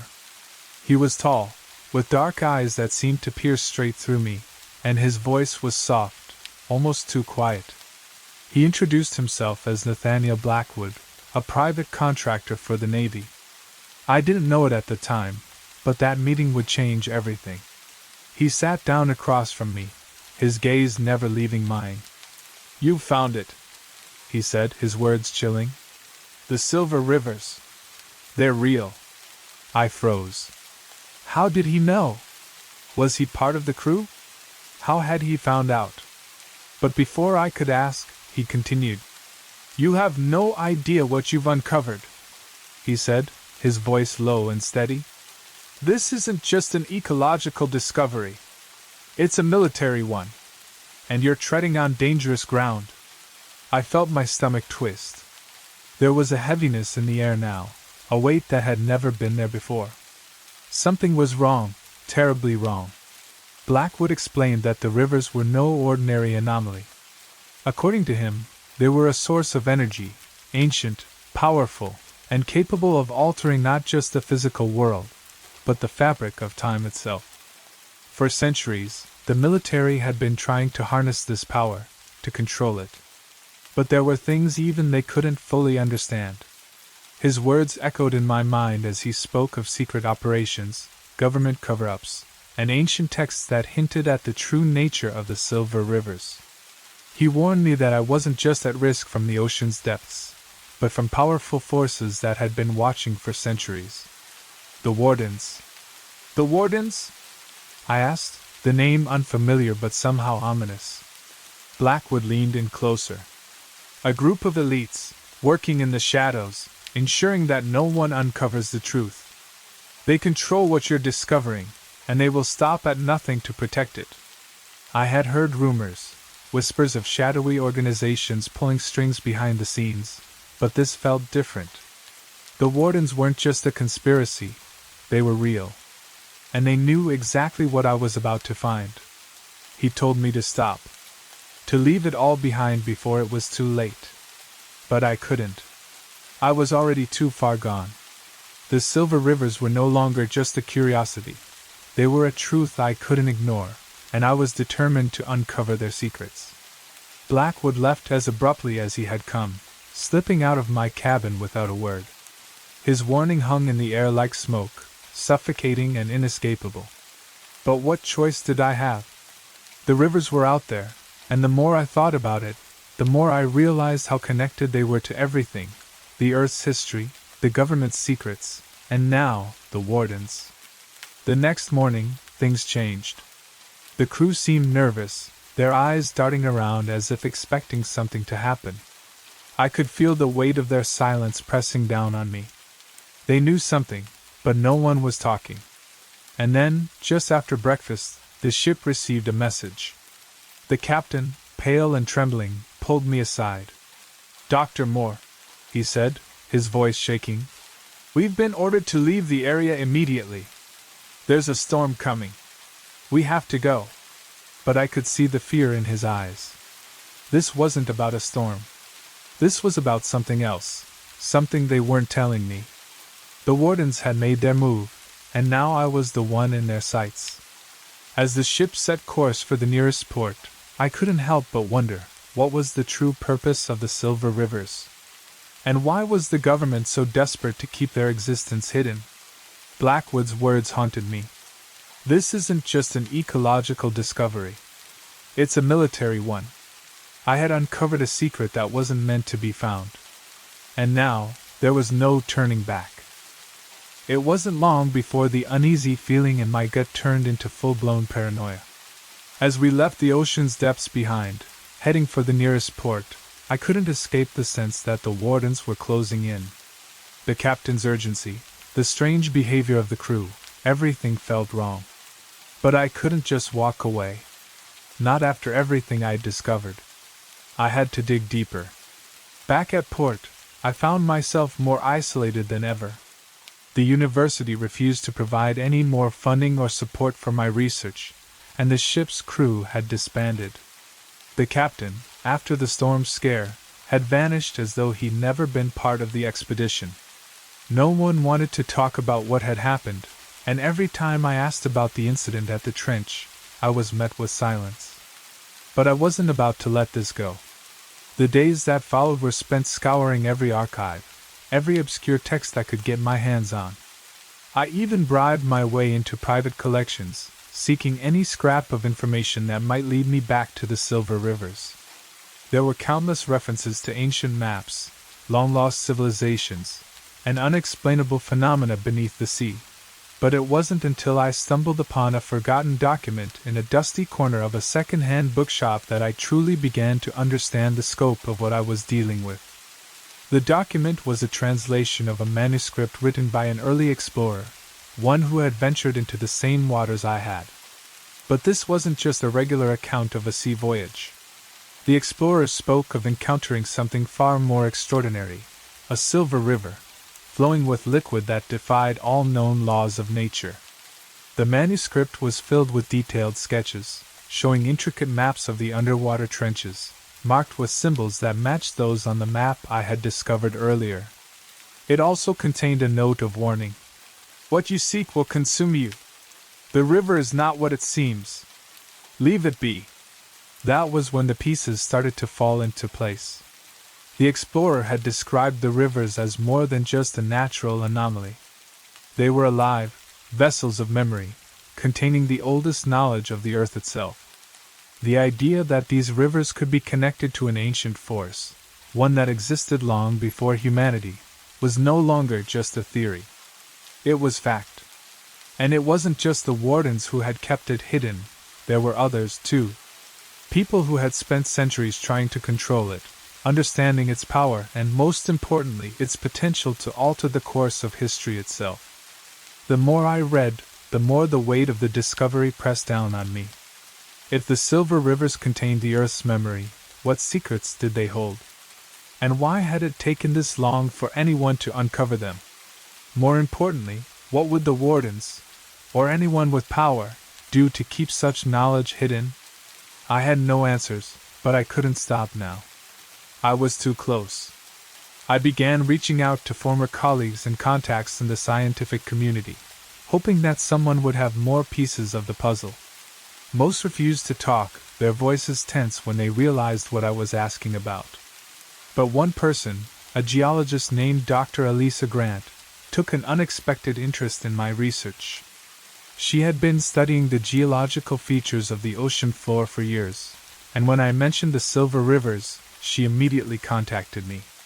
Our first meeting was in a small cafe, the kind of quiet, dimly lit place where people could discuss things in private without drawing attention. Dr. Grant was older than I expected, with silver hair pulled back into a tight bun and a fierce look in her eyes. She had that kind of energy, calm on the surface but with a deep well of knowledge just beneath. She didn't waste time with pleasantries. "I've heard rumors," she said, her voice low. "I've seen things that others haven't. But I'll tell you this much, what you're searching for, it's bigger than you think. These rivers are more than just ancient history. They're a key to something we've been trying to understand for centuries." She paused, glancing around before leaning in closer. "You're not the first to look for them. The wardens, whoever they are, have been tracking these rivers for a long time. They believe they're the key to a technology that could change the world, something far beyond what we can even imagine. And they'll do anything to stop you from finding out what's really down there." My heart skipped a beat. She wasn't just talking about protecting a secret anymore. She was talking about power. Power on a scale that could reshape everything. We spent the next few hours poring over the data I had collected. Dr. Grant had connections to various underground networks, and she'd managed to get her hands on a piece of classified information, a document from the 1960s, detailing the first known government expedition to the same trench where I had found the silver rivers. The document was redacted in places, but one line stood out. The river's flow is not entirely natural. It reacts to stimuli in unpredictable ways, suggesting an intelligence behind its movement. I felt a chill run down my spine. An intelligence behind its movement. That wasn't just a natural river. It was something far more complex, something with purpose. And it had been hiding right beneath our noses all along. By the time we parted ways, I felt like I had uncovered more in a few hours than in the months I had spent in isolation. But the information was far too dangerous to share with anyone else, at least not yet. I couldn't trust anyone completely, not even Dr. Grant. For all I knew, she could be part of the same network of secrecy that the wardens had built. But I had a new purpose now, to go back to the trench, to dive deeper than I ever had before, and to uncover the truth hidden beneath the ocean floor. The silver rivers held more than the Earth's memories. They held the key to something far bigger, and I was determined to find it, no matter the cost. The days after my meeting with Dr. Grant were a blur of preparation and mounting tension. I knew that I was on the verge of something monumental, something that could change everything we thought we knew about the Earth, about history, and about the forces operating behind the scenes. But at the same time, I couldn't shake the feeling that the deeper I ventured, the closer I got to something far more dangerous. I was playing with fire, and I wasn't sure how long I could keep my hands from getting burned. The pressure was building, and I knew I couldn't keep pushing forward without concrete proof. I needed to go back to the trench.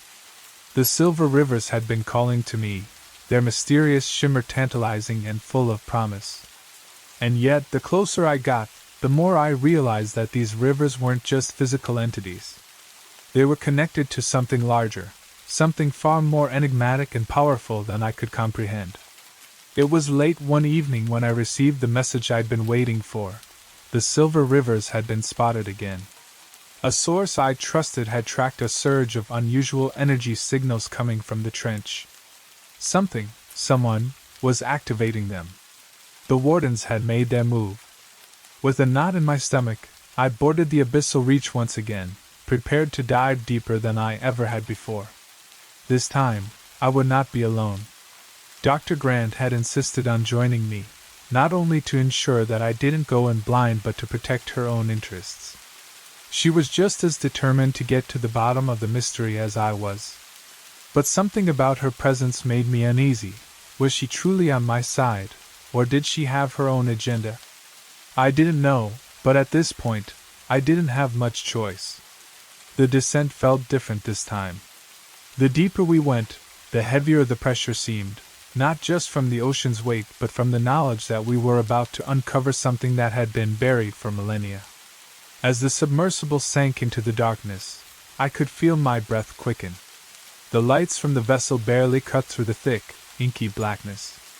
All I could hear was the steady hum of the engines and the faint creak of metal under pressure. And then, there it was. The trench was vast, stretching farther than I could see. But in the distance, I saw it, the familiar silver shimmer, faint but unmistakable. My heart pounded in my chest as I motioned for the pilot to steer the submersible closer. With each passing second, the shimmer grew stronger, more pronounced, until it was all I could focus on. As we drew nearer, I felt the atmosphere change. It was as though the entire ocean had gone silent, holding its breath in anticipation.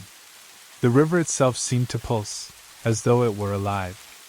Its surface rippled in a slow, rhythmic flow, but it wasn't moving like any water I'd ever seen. It was as though the liquid was holding on to something, waiting for something to trigger it. "Can you see that?" I whispered, my voice almost drowned by the noise of the submersible. Dr. Grant nodded, her eyes wide with awe and something else, fear maybe. Don't touch it, she said quietly. This is more than just an anomaly. It's something we've never encountered before. I hesitated. My instincts were screaming at me to turn back, but the urge to understand what I was looking at was stronger than ever. I had to get a sample. I had to know what this was. As I reached for the collection tools, I noticed something odd. The shimmer seemed to change direction, almost as if it were aware of us. The liquid began to swirl, moving in patterns that didn't match the natural flow of water. The submersible's lights flickered, casting erratic shadows against the walls of the trench. Before I could react, the current in the river shifted violently, pulling the submersible forward with alarming force. My body was slammed against the seat as the vessel lurched, the controls becoming unresponsive. Something had triggered it, something deep within the river. Suddenly, a loud crash echoed through the submersible as an unseen force hit us from below, throwing the vessel into a spiral. The lights blinked out completely, plunging us into total darkness. My breath came in shallow gasps, my pulse racing in my ears. Get us out of here! Dr. Grant screamed, panic in her voice. I fumbled with the controls, struggling to regain control of the submersible. The pressure was unbearable, the very air around me seemed thick and suffocating. Then, as if the ocean itself had decided to release its grip on us, the current released, and the submersible shot upward, pulling us free from the river's pull. We surfaced minutes later, gasping for air. The crew rushed to help, their faces pale with shock, but all I could do was stare at the shimmering river far below us. The energy in that place was unlike anything I'd ever felt. It wasn't just the power of nature, it was something far older, far more intelligent. In the days that followed, the samples I'd managed to collect were analyzed. What I found shook me to my core. The silver liquid wasn't just water. It was a compound unlike anything known to science. It had properties that defied physics. It seemed to resonate with the natural frequencies of the Earth, as if it were a part of the planet itself. But that wasn't the most unsettling discovery. The river, or whatever it was, had the ability to store and transmit energy. But not just electrical energy. Information. Data. It was as if the river itself had been recording the Earth's history, the rise and fall of civilizations, the movements of the stars, the very essence of time itself. And just like that, it became clear. The silver rivers were not just an ancient wonder, they were the key. The key to understanding the hidden forces that shaped our world, and perhaps, even the key to manipulating them. But it wasn't just the discovery that was shocking. The implications of what I had found were too great to ignore. The wardens were right to be afraid. They had been hiding this secret for centuries. And now, I had it in my hands. I had always believed that the answers to the world's greatest mysteries lay just beyond our reach, hidden somewhere in the shadows, waiting for the right person to stumble upon them. But what I had uncovered in the silver rivers was far beyond anything I had ever imagined. The rivers weren't just an anomaly. They were a repository, a memory bank of the Earth itself. They were ancient, powerful, and, as I would soon learn, deeply connected to the very fabric of time.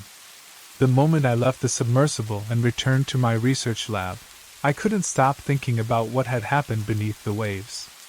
The violent pull of the river, the energy it gave off, the way it seemed to remember, the way it had reacted to our presence.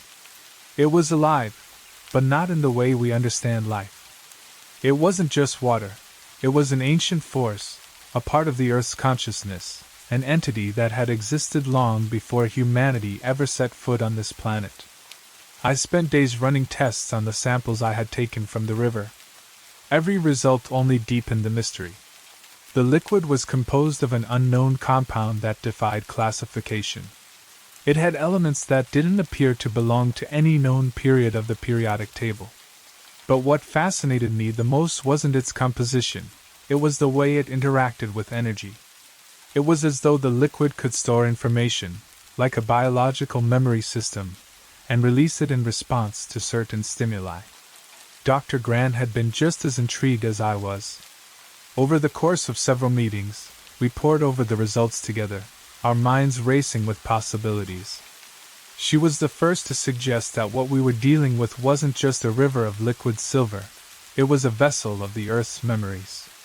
She explained that, according to ancient texts she had studied in her youth, there were legends of living waters, bodies of water that contained the Earth's history, as if the planet itself was alive and had been recording everything that had ever happened, every shift in the land, every eruption, every storm, every extinction. It sounded like myth, but the evidence was clear. The rivers weren't just a natural feature, they were an archive of knowledge, of all the planet's experiences. And if we could unlock its code, we could learn everything the Earth had witnessed. The idea was both exhilarating and terrifying. I spent weeks, sleepless and consumed by the mystery, running simulations and experiments, testing every hypothesis that came to mind. There were patterns in the way the liquid responded to sound, light, and even the magnetic fields we had created in the lab. But nothing prepared me for the breakthrough that came one night when I was alone in the lab, poring over the data. I had been playing with the idea of mimicking a natural energy pulse, something that could trigger the liquid's response. My hands were shaking as I adjusted the equipment, the monitors flickering in the dim light. And then I activated the pulse. At first, there was nothing, just the hum of the machines, the quiet click of the monitors. But then it happened. The liquid in the sample began to react. It shimmered, almost imperceptibly at first, but then more forcefully. The shimmering intensified, and the monitor in front of me flashed with a series of images. Ancient maps, strange symbols, star constellations, and most terrifying of all, the image of an enormous, looming figure, the unmistakable silhouette of something not of this world, not human, but ancient, powerful, and unmistakably alive. I couldn't breathe. The image froze on the screen, its eyes staring back at me, empty and cold. There was a message encoded in the data. The river had recorded not just the history of the Earth but also something far darker, something extraterrestrial, something that had been here long before humans or any of the life we know. The river wasn't just holding memories of the Earth's past, it was holding memories of an ancient civilization, an alien intelligence. And it was waiting for something, or someone, to unlock its secrets. And now, it had decided to reveal itself to me. Panic set in. What had I uncovered? What was this ancient intelligence? Was it still here? Was it the reason the Earth had been so careful to keep these rivers hidden, buried beneath layers of ocean and time? Was the power of the silver rivers tied to this ancient being? Could we unlock the power of the rivers, or were we tampering with something we couldn't control? I sat there, my mind reeling, unsure of what to do next. The wardens had been protecting this secret for centuries, but they were just the tip of the iceberg. There were greater forces at play, forces beyond human understanding, and I had stumbled onto them. If I continued this path, there was no going back. If I exposed this to the world, there would be consequences beyond my imagination. But I couldn't stop. Not now. The river, this ancient intelligence, had shown me its hand. I had unlocked a part of the Earth's memory, a part of the universe's memory, and I couldn't walk away from it. I had made a choice. And now I had to see it through, no matter where it led me. The days that followed my discovery felt like they were slipping through my fingers. Each new piece of information seemed to drag me deeper into the mystery, and yet, the more I uncovered, the more I felt the weight of the danger closing in around me. Dr. Grant and I had been working together tirelessly, trying to decode the ancient data we had uncovered, but something had changed. It wasn't just the discovery, it was the pressure, the fear of what we had found. I should have seen it coming. We had spent late nights at the lab, surrounded by monitors and papers, trying to make sense of the encrypted images I had triggered from the river. There were patterns in the symbols, language even. And the figure we'd seen in the data, it haunted my dreams. The alien presence was not just a relic of the past. It felt like it was alive, like it had been watching us, waiting for the right moment to reveal itself. Every day, I became more obsessed, more consumed by the idea that we were standing on the brink of something vast and terrifying. But Dr. Grant, she had always been a calm, rational presence. She had been my sounding board, my partner in this madness. Or so I thought. It was a Thursday when it happened. I had just returned from another dive, gathering more samples from the river's source, trying to understand its true capabilities. I was exhausted, physically and mentally drained, when I walked into the lab. The lights were dim, and Dr. Grant was there, as usual, bent over her notes, scribbling furiously. But something was off. The air between us felt thick with unspoken words. "Eliza," she said, without looking up, her voice cold and detached. "We need to talk." I paused, the hairs on the back of my neck standing up. This wasn't like her. She was always the one to push me forward, to help me see the bigger picture. But today, she sounded different, hesitant, almost fearful. "What's going on?" I asked, trying to keep my voice steady. She finally looked up, her eyes hard. "I've been doing some thinking. About everything. The rivers, the data, what we're really uncovering here." I took a step toward her, my heart racing. "We're uncovering the truth. We're unlocking the Earth's history.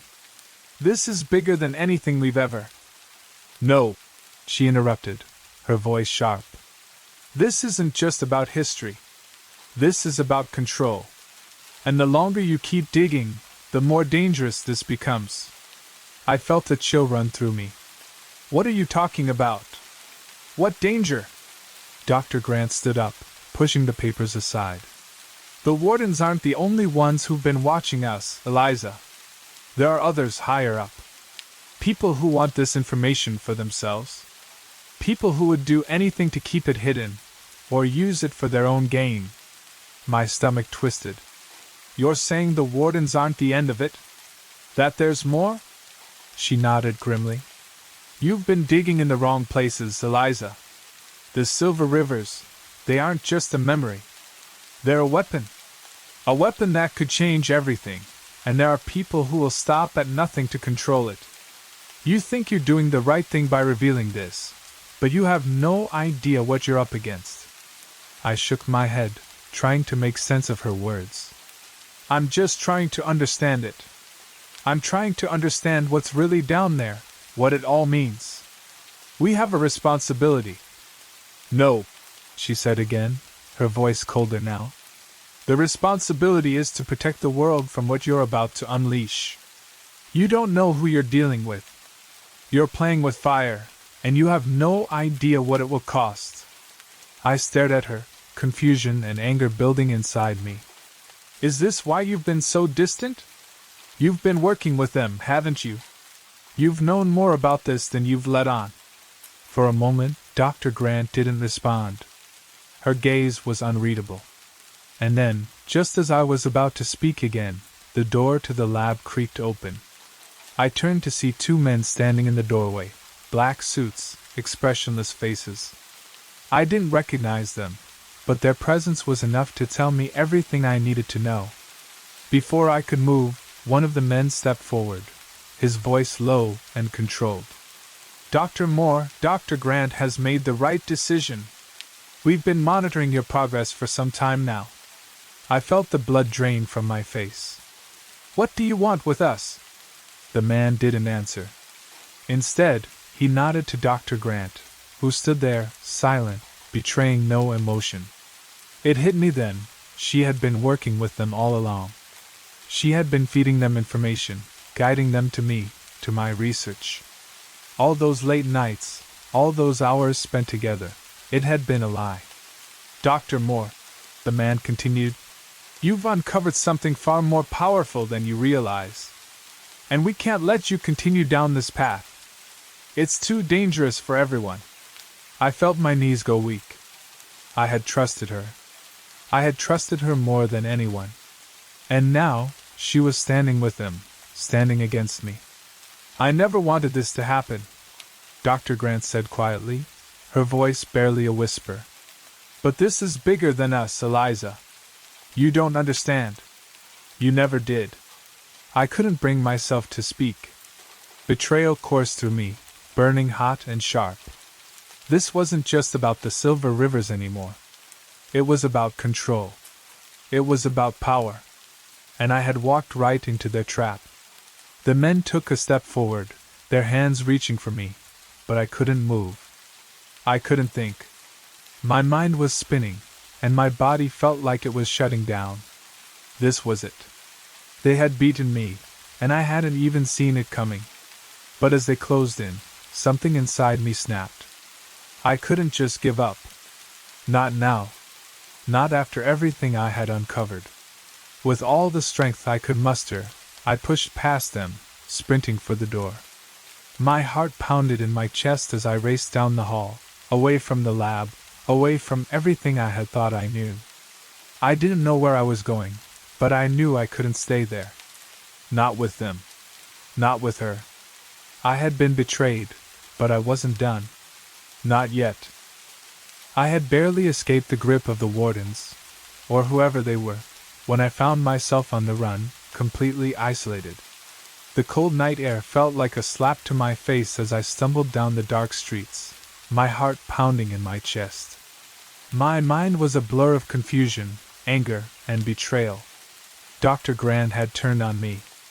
The people I had trusted, the ones who had been so close to the truth, had all been part of a game I didn't even know I was playing. And now, they were closing in, hunting me like an animal. But I wasn't finished yet. It was then, as I sought refuge in a dingy hotel room far from the research lab, that I received an unexpected message, an encrypted email from an unknown source. The message was short, but its contents were enough to make me stop in my tracks. I know what you found. I can help. Meet me tomorrow at midnight. The old church on the hill. Don't trust anyone else. They're watching.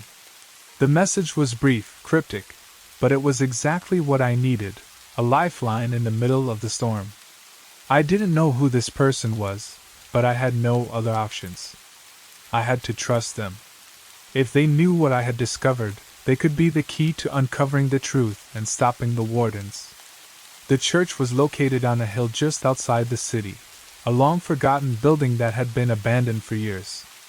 It seemed like the kind of place people would avoid, which was exactly why it felt safe. I arrived just before midnight, my senses on high alert. Every shadow seemed to hide a threat, every sound too loud. I had no idea what to expect. I pushed open the creaky wooden door, and the interior of the church smelled of mildew and decay. The moonlight filtered through the broken stained glass windows, casting colorful patches of light on the dusty floor. I moved silently through the pews, my footsteps echoing in the silence. And then I saw him. He was standing by the altar, his figure silhouetted against the moonlit backdrop. He looked to be in his mid-30s, wearing a long black coat and a fedora that shadowed his face. He didn't move, didn't speak as I approached. His presence, however, felt oddly comforting, like a calm before the storm. "Dr. Moore," he said, his voice low but steady. "I've been waiting for you." "Who are you?"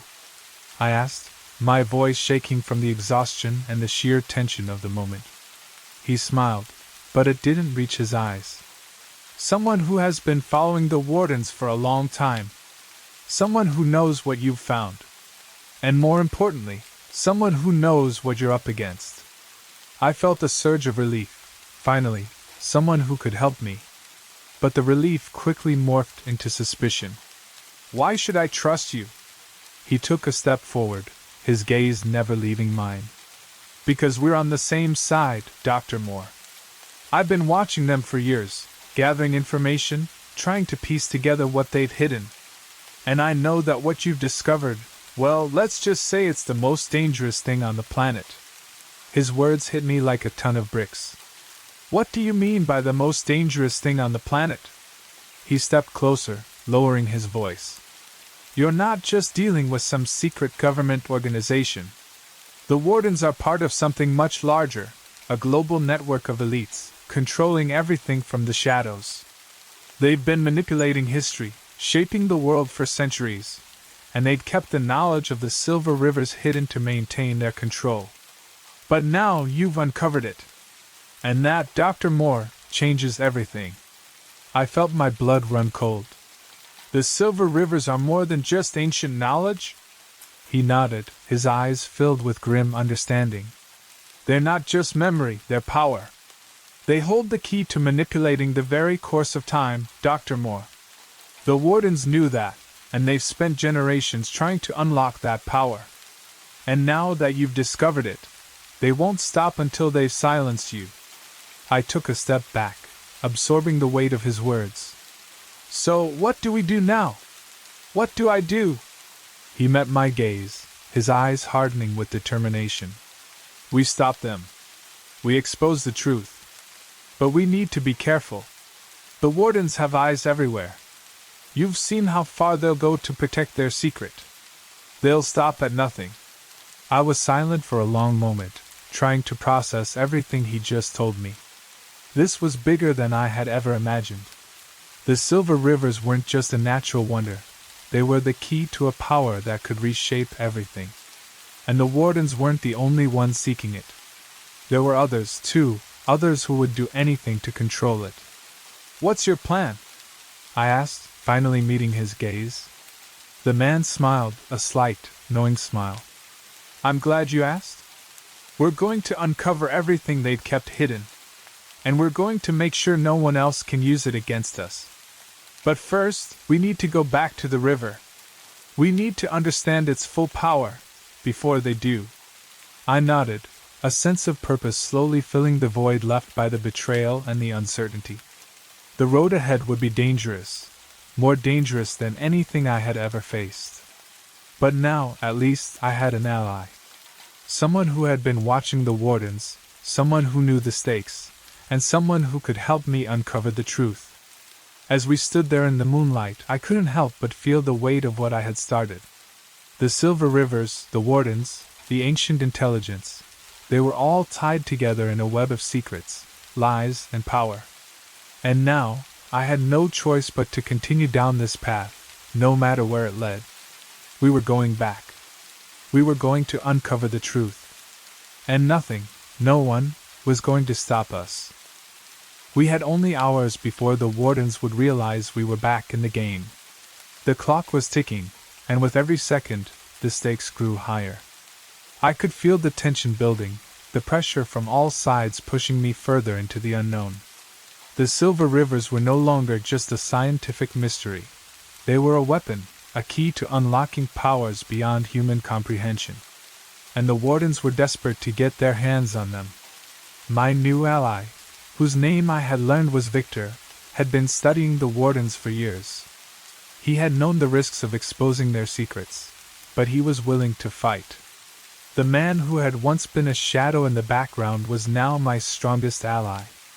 He had the resources, the knowledge, and the connections I needed to take on the most dangerous forces I'd ever encountered. Victor had laid out a plan, one that relied on secrecy, speed, and precision. We couldn't afford to waste any more time. The Wardens had eyes everywhere, and they were already aware that I had come into possession of something far more dangerous than just ancient knowledge. It wasn't just the river's liquid, it was the power it could unlock. Time itself could be manipulated, history rewritten, and the future could be bent to the will of whoever controlled it. The rendezvous point was set. The river had been studied, its flow traced to a hidden location deep in the ocean. This was it, the moment we would make our move. Victor had contacted a few trusted individuals, people who owed him favors, who could help us with the final part of the mission. But we weren't the only ones making moves. As we arrived at the makeshift port, I could feel the heaviness in the air. We were about to confront something far more dangerous than I'd ever imagined. The Wardens had been tracking us, and they were waiting, ready to pounce. We weren't just racing against time, we were racing against them. Victor motioned to me. We have one shot at this. If we don't get there first, it's over. I nodded, my mind racing. The submersible we were using for the dive was already prepped, the equipment loaded. But it wasn't just the technical side I was worried about, it was the threat of the wardens. They were always one step ahead, and I couldn't afford to underestimate them. As we descended into the ocean once more, the darkness enveloped us, the pressure increasing with every meter we sank. The faint glow of the submersible's lights illuminated the murky depths, casting long shadows against the ocean floor. I could feel the weight of the water pressing down on me, the silence deafening, but all I could focus on was the mission ahead. The silver rivers lay ahead, deeper than we had ever gone before. They pulsed with an eerie light, the liquid shimmering faintly through the dark water. I felt a cold shiver run through me. I had seen these rivers before, but now they felt different, more dangerous, more alive. Victor glanced at me, his face set in determination. Stay close. The wardens are coming. They won't let this go without a fight. I tightened my grip on the controls, my heart pounding. We were close, too close. But then, something shifted. The water ahead of us seemed to churn, the flow of the silver rivers beginning to change. The current became stronger, more forceful, as though the river itself was aware of our presence. And then I saw it, a figure emerging from the depths, cloaked in darkness, moving faster than I could process. The wardens had arrived. I barely had time to react. The submersible jolted as an unseen force slammed into it, sending us careening off course. My vision blurred as I struggled to regain control. Victor shouted something, but the noise of the crash drowned him out. The silver liquid around us began to ripple, almost as though it were alive, reacting to the presence of the wardens. Then I saw them, two dark figures approaching, their faces obscured by helmets, their movements swift and calculated. The wardens were here, and they weren't here for a friendly chat. I felt the submersible lurch as they attempted to cut off our escape route, trapping us in the deepest part of the trench. My breath quickened as I realized we had nowhere to go. They had us cornered. They knew how dangerous the silver rivers were. They knew what power we were about to unleash. And they weren't going to let us escape with it. Victor was already making a move. He pulled out a small device from his jacket, pressing a button.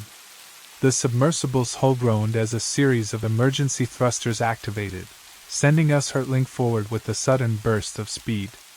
We tore through the water, barely dodging the incoming attacks from the wardens. The lights of their vessel flickered in the distance as they gave chase, determined to stop us at any cost.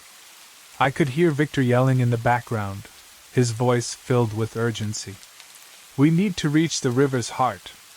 It's the only way to control it, only way to prevent them from taking it. I didn't need any more convincing. We had come too far to turn back now. The silver rivers had revealed their secrets to us, but they held even more.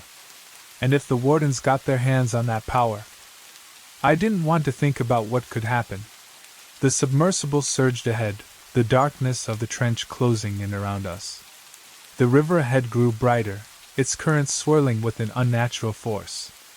I didn't know what we were about to unleash, but I knew one thing for certain: we were at the threshold of something that could change everything. And as we neared the heart of the river, I couldn't shake the feeling that we weren't just racing against time. We were racing against the world itself. If we didn't succeed, the wardens would win. And I wasn't about to let that happen. The deeper we went, the more the world outside seemed to fall away. There was only the pulse of the silver rivers now, a rhythm that echoed in my chest, like the heartbeat of the earth itself. I could feel it calling to me, urging me closer, but I knew, deep down, that we weren't alone. The wardens were still behind us, and they were relentless. The submersible's lights flickered erratically, the pressure growing with every meter we descended. We had reached the final stretch, the very heart of the river, where the liquid shimmered brighter than I had ever seen it. I could almost hear it, the hum of ancient power beneath the waves. Every instinct told me that this was it, the truth we had been chasing for so long. "Do you feel that?" Victor asked, his voice barely a whisper. I nodded, my heart pounding. "It's like the river knows we're here. It's reacting to us." Victor's hands were steady on the controls, but there was a tension in his movements, a quiet urgency. "It's more than just a river. It's a conduit, an archive, a source of power, a memory of the planet itself." We were inches away now, so close I could almost touch the shimmering liquid. My breath caught in my throat. It was mesmerizing, ethereal. But I knew deep down that what we were about to do could change everything. And I wasn't sure if I was ready for it. Just then, the sharp crack of gunfire broke the silence. I gasped, my head whipping around to see the warden's submersible closing in. They had found us.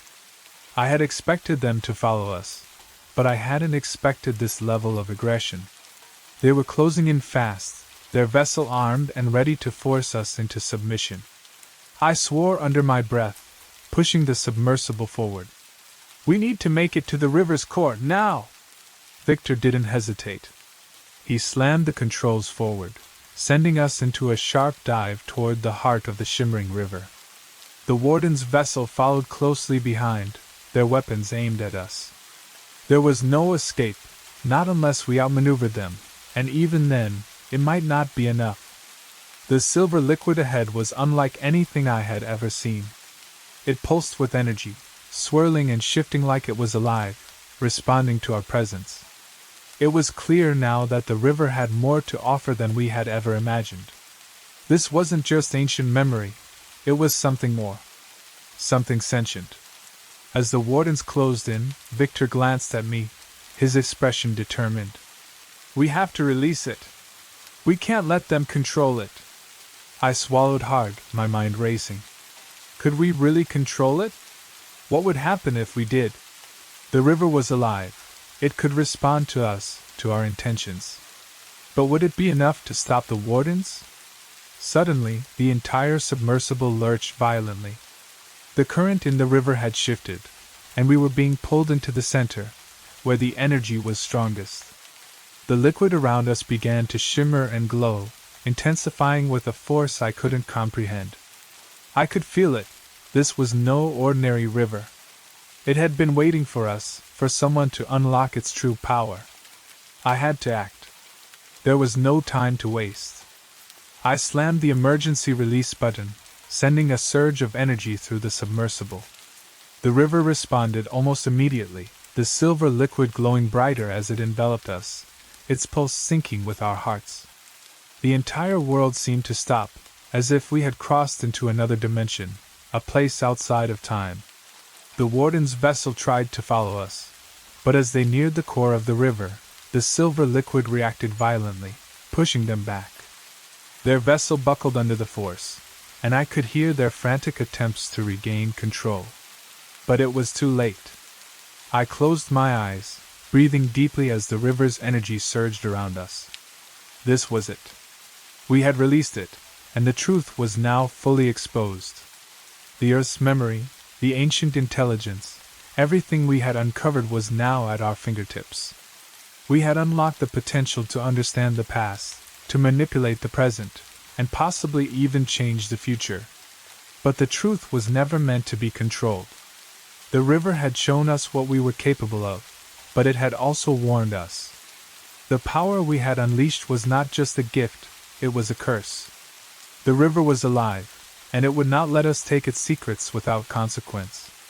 As the warden's vessel struggled to escape, I looked at Victor. We had done it. We had uncovered the truth, but we had also released a force beyond our comprehension. The river's power was far too dangerous for anyone to control, not even us. "We can't let them have it," Victor said quietly, his gaze locked on the warden's vessel. I nodded, my thoughts racing. "No one can." The silver liquid around us began to pulse again, as if it had made its decision. With one final surge, the river sent us spiraling away from the center. The warden's ship was tossed into the darkness of the ocean, its crew no longer a threat. We had won, at least for now. The river, having released its power, began to settle, its pulse fading into a gentle rhythm. We had uncovered the truth, but the cost of that knowledge was too high.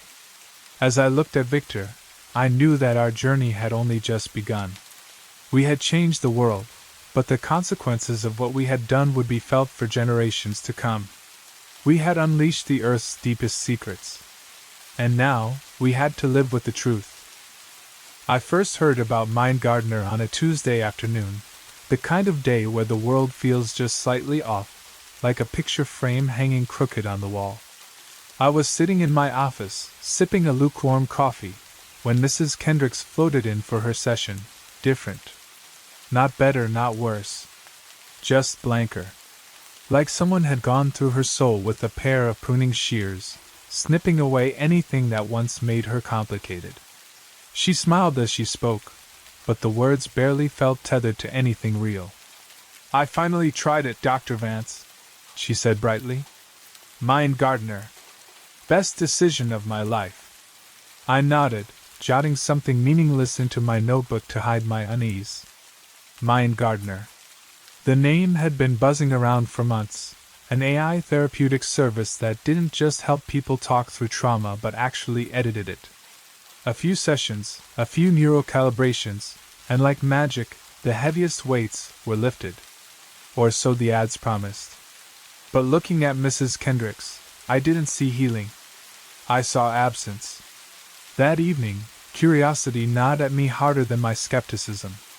I dug through Mind Gardener's promotional materials, sleek and gleaming with promises. Harvest peace. Grow your best self. Their headquarters was just across the city, in a glittering glass tower they called the greenhouse. They made no secret of their mission, to prune emotional overgrowth, and create harmonious minds free from pain. It sounded beautiful. Too beautiful. My patients were changing, but not in the messy, painful, real ways healing usually demanded. They were shedding pieces of themselves, becoming echoes. As I scrolled, a video played automatically, a serene man standing in a garden of perfect, identical flowers. His voice was soothing, hypnotic. "Memories are just roots," he said. "Some we nurture, some we remove. In time, your mind will blossom." The screen flickered for a moment. A glitch, maybe? For a heartbeat, the flowers in the video wilted, shriveled, blackened, before blooming pristine again. I leaned closer. My heart tapped a cautious rhythm against my ribs. What was I looking at? I closed the laptop with a snap, trying to brush off the uneasy feeling seeping under my skin. Maybe I was just overthinking it. Maybe Mind Gardener was a breakthrough. Or maybe it was something else entirely. The next morning, I ran into Mason. He was another patient, a young man I had seen struggle fiercely to recover from years of emotional neglect. He used to paint wild, gorgeous works that barely contained his anger and grief. Now, he stood outside my office door with a portfolio in hand, smiling faintly like a man who had forgotten why he ever needed to rage. "Ilara," he said, using my first name so easily it startled me. "I don't think I'll be needing therapy anymore. I found peace." When I asked him about his painting, his brow furrowed for a moment. "Oh," he said, "that was just a phase. Not important anymore." It felt like a slap. That night, I sat alone in my apartment, staring at the blinking cursor on my untouched report. The city hummed quietly outside my window, an endless sea of lights. Somewhere out there, people were lining up for their turn to be pruned. I knew I should feel happy for them. But all I felt was the terrifying emptiness they left behind. Something was wrong. And somehow, I already knew. Once you let Mind Gardener into your head, you didn't just lose the pain. You lost yourself. I couldn't stop thinking about Mason. It wasn't just that he had changed. It was how thoroughly, how surgically he had been stripped of the man I used to know. The Mason who once argued with me about the necessity of pain, who stormed out of sessions in frustration, who painted his agony in furious streaks of color, he was gone. And in his place stood an empty canvas. 2 days later, I found myself at a cafe across town, nursing a bitter coffee I barely tasted. Mason had agreed to meet me there. I told myself it was just a friendly check-in. But deep down, I was already hunting for something. Proof. Cracks. When he arrived, he looked healthy enough, calm, composed, even radiant in a bland sort of way. His eyes, though, they were different. Like a lamp left on in an abandoned room. We exchanged pleasantries, and for a while, I let him speak. He told me about his new job, corporate logistics. Mason, the artist, buried under spreadsheets and conference calls. As he talked, I noticed small gaps. Missing details. Strange pauses. Like someone reciting a story they half remembered. Finally, I leaned in. "Do you still paint?" I asked. Mason blinked at me slowly. "No. Not anymore. It wasn't healthy, you know? All those dark emotions. Mine Gardner showed me that." I pressed a little harder. "Do you remember why you started painting in the first place?" His face twitched, just for a second, like a shadow flitting across his features. "No," he said after a beat. "It's not important." But it was important. Painting had been his lifeline.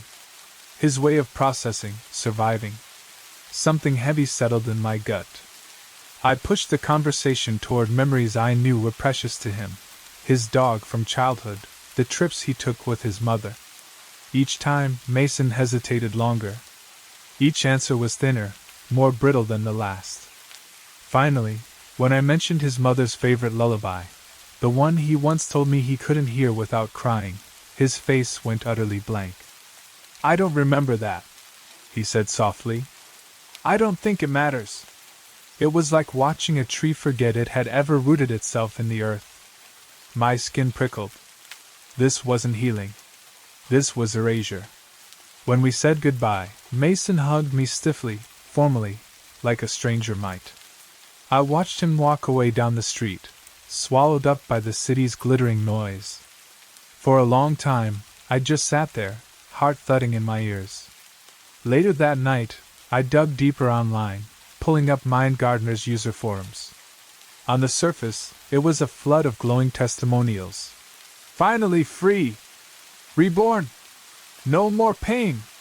But scattered between them, like weeds in a manicured lawn, were darker posts, deleted almost as quickly as they appeared. A woman wrote, "I don't recognize my husband anymore. It's like they planted someone else in his skin." Another, "I feel peaceful. I just don't know who I am now." Most chilling of all was one short, frantic message before it vanished. "They're taking something from us. I can feel it. I'm scared to go back." I sat back, heart pounding. This wasn't therapy. This was something else, something deliberate. And for the first time, I realized the conspiracy wasn't lurking in the shadows. It was growing out in the open, smiling at us through perfect teeth. It started with a locked door. I had requested access to Mind Gardener's professional research database through official channels, presenting myself as a concerned practitioner looking to better understand the therapy's neural interventions. For 2 days I heard nothing. On the third, I received a politely worded denial. "Proprietary information. Access restricted to internal personnel." The door slammed shut. But it was the way it slammed, the crisp finality of it, that made my stomach twist. People always left trails, no matter how much they scrubbed. So I dug deeper, first through academic forums, then old conference records, anything that could lead me behind the glossy curtain. That's when I found Centicore. Officially, Centicore was a neurooptimization company, an innocuous phrase for an organization that owned half the AI-driven mental health market. Quietly, almost invisibly, they had acquired Mind Gardener 2 years before it went public. But Centicore didn't like the spotlight. The deeper I looked, the more I found strange gaps. Missing financial reports, erased personnel files, half-finished patents registered and then quietly withdrawn. It was like they wanted to be seen just enough to look legitimate, and no more. That same night, sitting in my dim living room surrounded by half-drunk coffee cups and crumpled notes, my laptop flickered. The screen went black for a moment. When it came back, a single message blinked at me in cold, clinical font. "Stop digging." I slammed the laptop shut, heart leaping into my throat. My breathing came shallow and fast, the walls of the room closing in around me. I told myself it was a coincidence, a technical glitch. But deep down, I knew better. The next morning, my inbox was wiped clean. Entire folders, personal notes, patient records, therapy plans, vanished as if they'd never existed. When I called my internet provider, they insisted no breach had occurred. I started noticing other things too. Strangers lingering too long outside my building. A white sedan that seemed to appear on every street I turned down. The creeping certainty that I was being watched, not by a person, but by something bigger, something patient.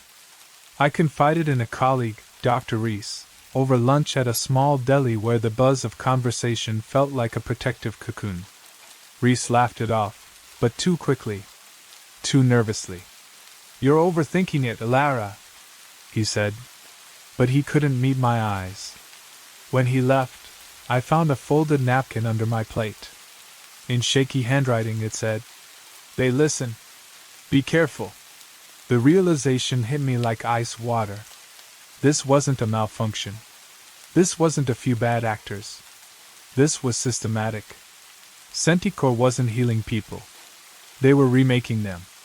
The city around me looked the same, sleek towers, polished streets, people glued to their screens.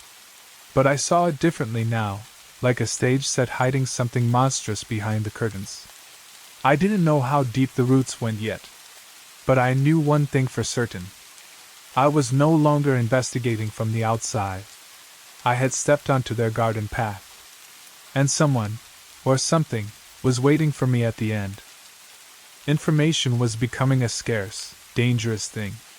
Every official source I tried had either been gutted or polished to the point of uselessness. Mind Gardener's website sparkled with promises. Their research, studies, read like ad campaigns. Even forums had started censoring critical posts faster than I could archive them. I needed something real. Something they couldn't control. That's when I remembered Julian Maris. Julian had been a systems architect at Centicore before resigning under ethical differences. A vague phrase whispered around the mental health circles like a dirty secret. I had only met him once at a conference, years ago, a wiry, sharp-eyed man who asked too many uncomfortable questions during panels. It took me a full week of back-channel digging to find him. A burner email, an encrypted chat, finally leading to a dim cafe off a forgotten corner of the city where the neon lights flickered just a little too much. Julian looked older, thinner. His eyes darted around the room before settling on me with cautious recognition. "You shouldn't have found me," he muttered, sliding into the booth opposite me. "I had to," I said simply. "You know what's happening." For a long moment, he said nothing. Then, with a heavy sigh, he pulled out a battered flash drive and placed it between us like a loaded weapon. "I don't have everything. Just scraps. But enough to understand the shape of it." My hands trembled slightly as I pocketed the drive. "What shape?" I asked. Julian leaned forward, voice low and urgent. "They're not just removing trauma. They're reformatting people. Creating templates, blank, obedient, efficient. You're not treating patients anymore. You're looking at products." The word hit harder than I expected. Products. I swallowed hard. "Why?" Julian shook his head. "Not here.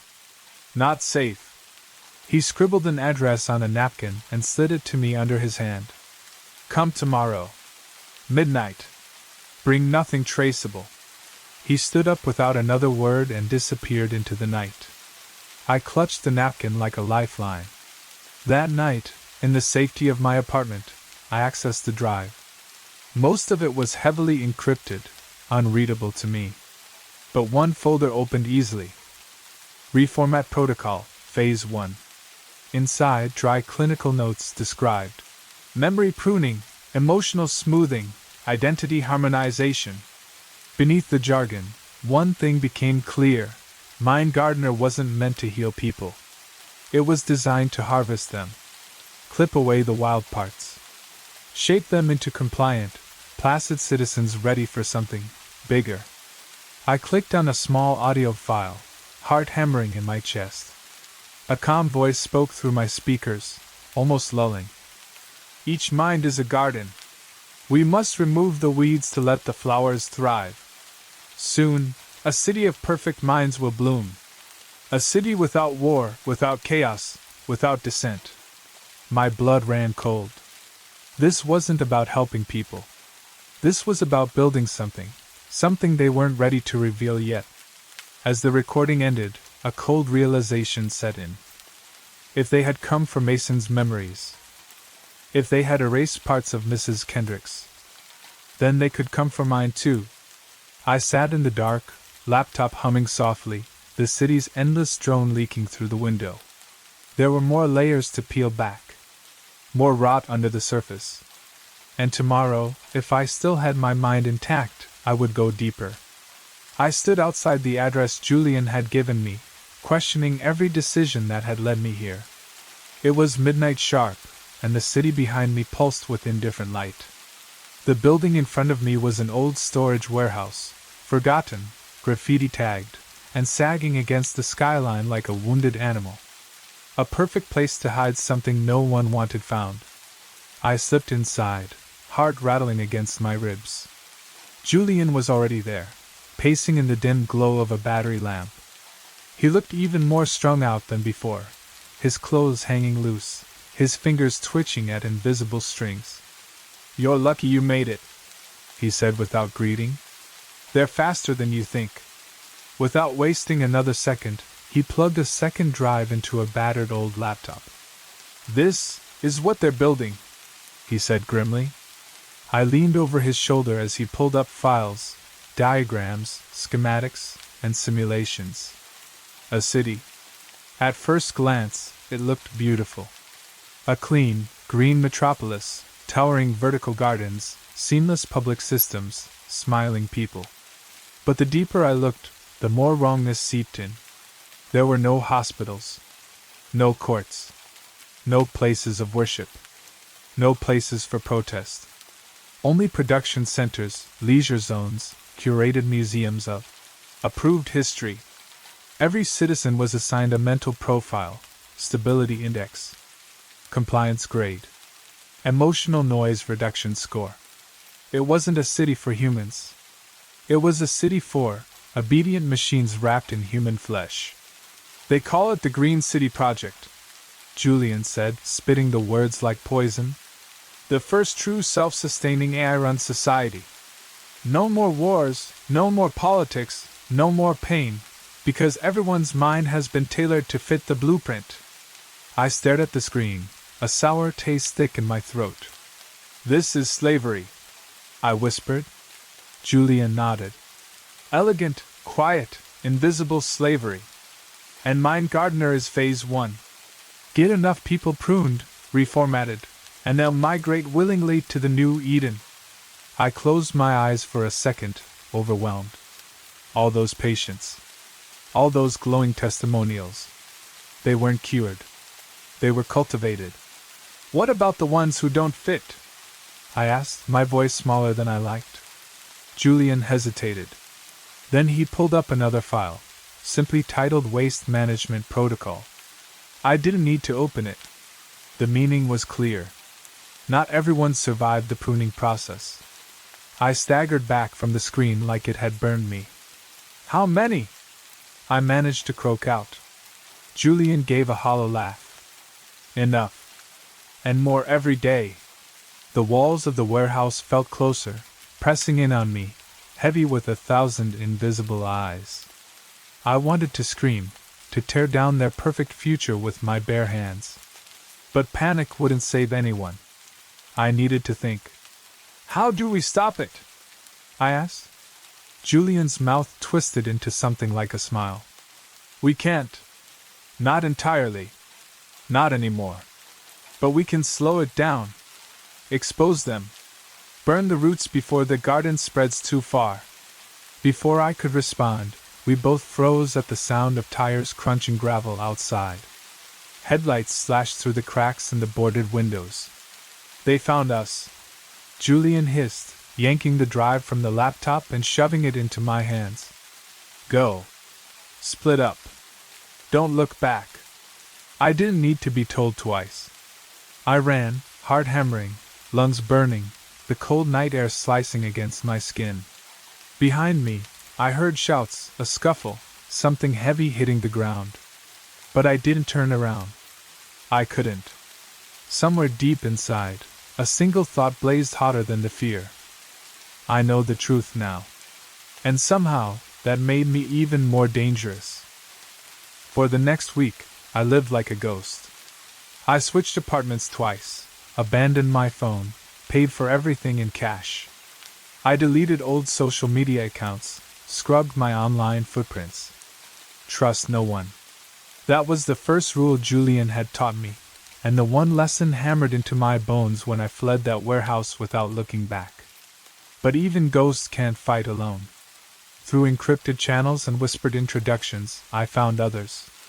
People who had seen behind the curtain too. A journalist fired after writing an expose on Mind Gardner's financial ties.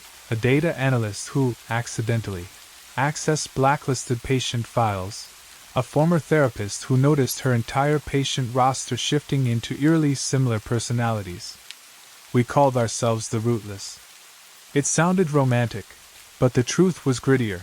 Meetings held in broken-down laundromats, passwords muttered through cracked intercoms, plans scrawled on the backs of greasy menus before being burned in alleyway trash cans. Among them was Tess. She was young, sharp, and fearless. A tech specialist who had once worked on predictive emotional modeling for Centicore before quitting when she realized her research was being twisted into something monstrous. Or at least, that's what she told us. I wanted to believe her. God, I needed to believe her. We all did. Tess was the one who cracked a hidden communication node buried deep inside the Mind Gardner software, a silent update scheduled to push a new protocol across every connected mind. Project Eden Bloom. Once activated, it would deepen the pruning, smooth over the last stubborn human flaws, independent thought, unchecked creativity, questioning authority. They weren't just making compliant citizens anymore. They were making servants. Our little group scrambled to act. Tess proposed a plan, a coordinated leak to trusted journalists, simultaneous public data dumps, mass alerts sent directly to Mind Gardner users warning them of what was happening to their minds. It was bold. Risky. Perfect. The night before launch, we huddled inside an abandoned subway control room, finalizing everything. I remember standing there, staring at the faces around me, scarred, scared, stubborn, and feeling a flicker of hope. Maybe we could still win this. Maybe we hadn't lost yet. We split up after midnight, agreeing to rendezvous in separate safe houses. Tess and I stayed behind to run a final diagnostic. It was just the two of us when I noticed it. She moved too confidently. Her hands barely hovered over the keyboard. Lines of code scrolled faster than I could read, commands I didn't recognize. Tess, I said carefully, stepping closer. What are you doing? She smiled. A small, empty smile. I'm cleaning up, she said. Before I could react, the screens went dark. Our entire operation, gone. Data wiped. Traces erased.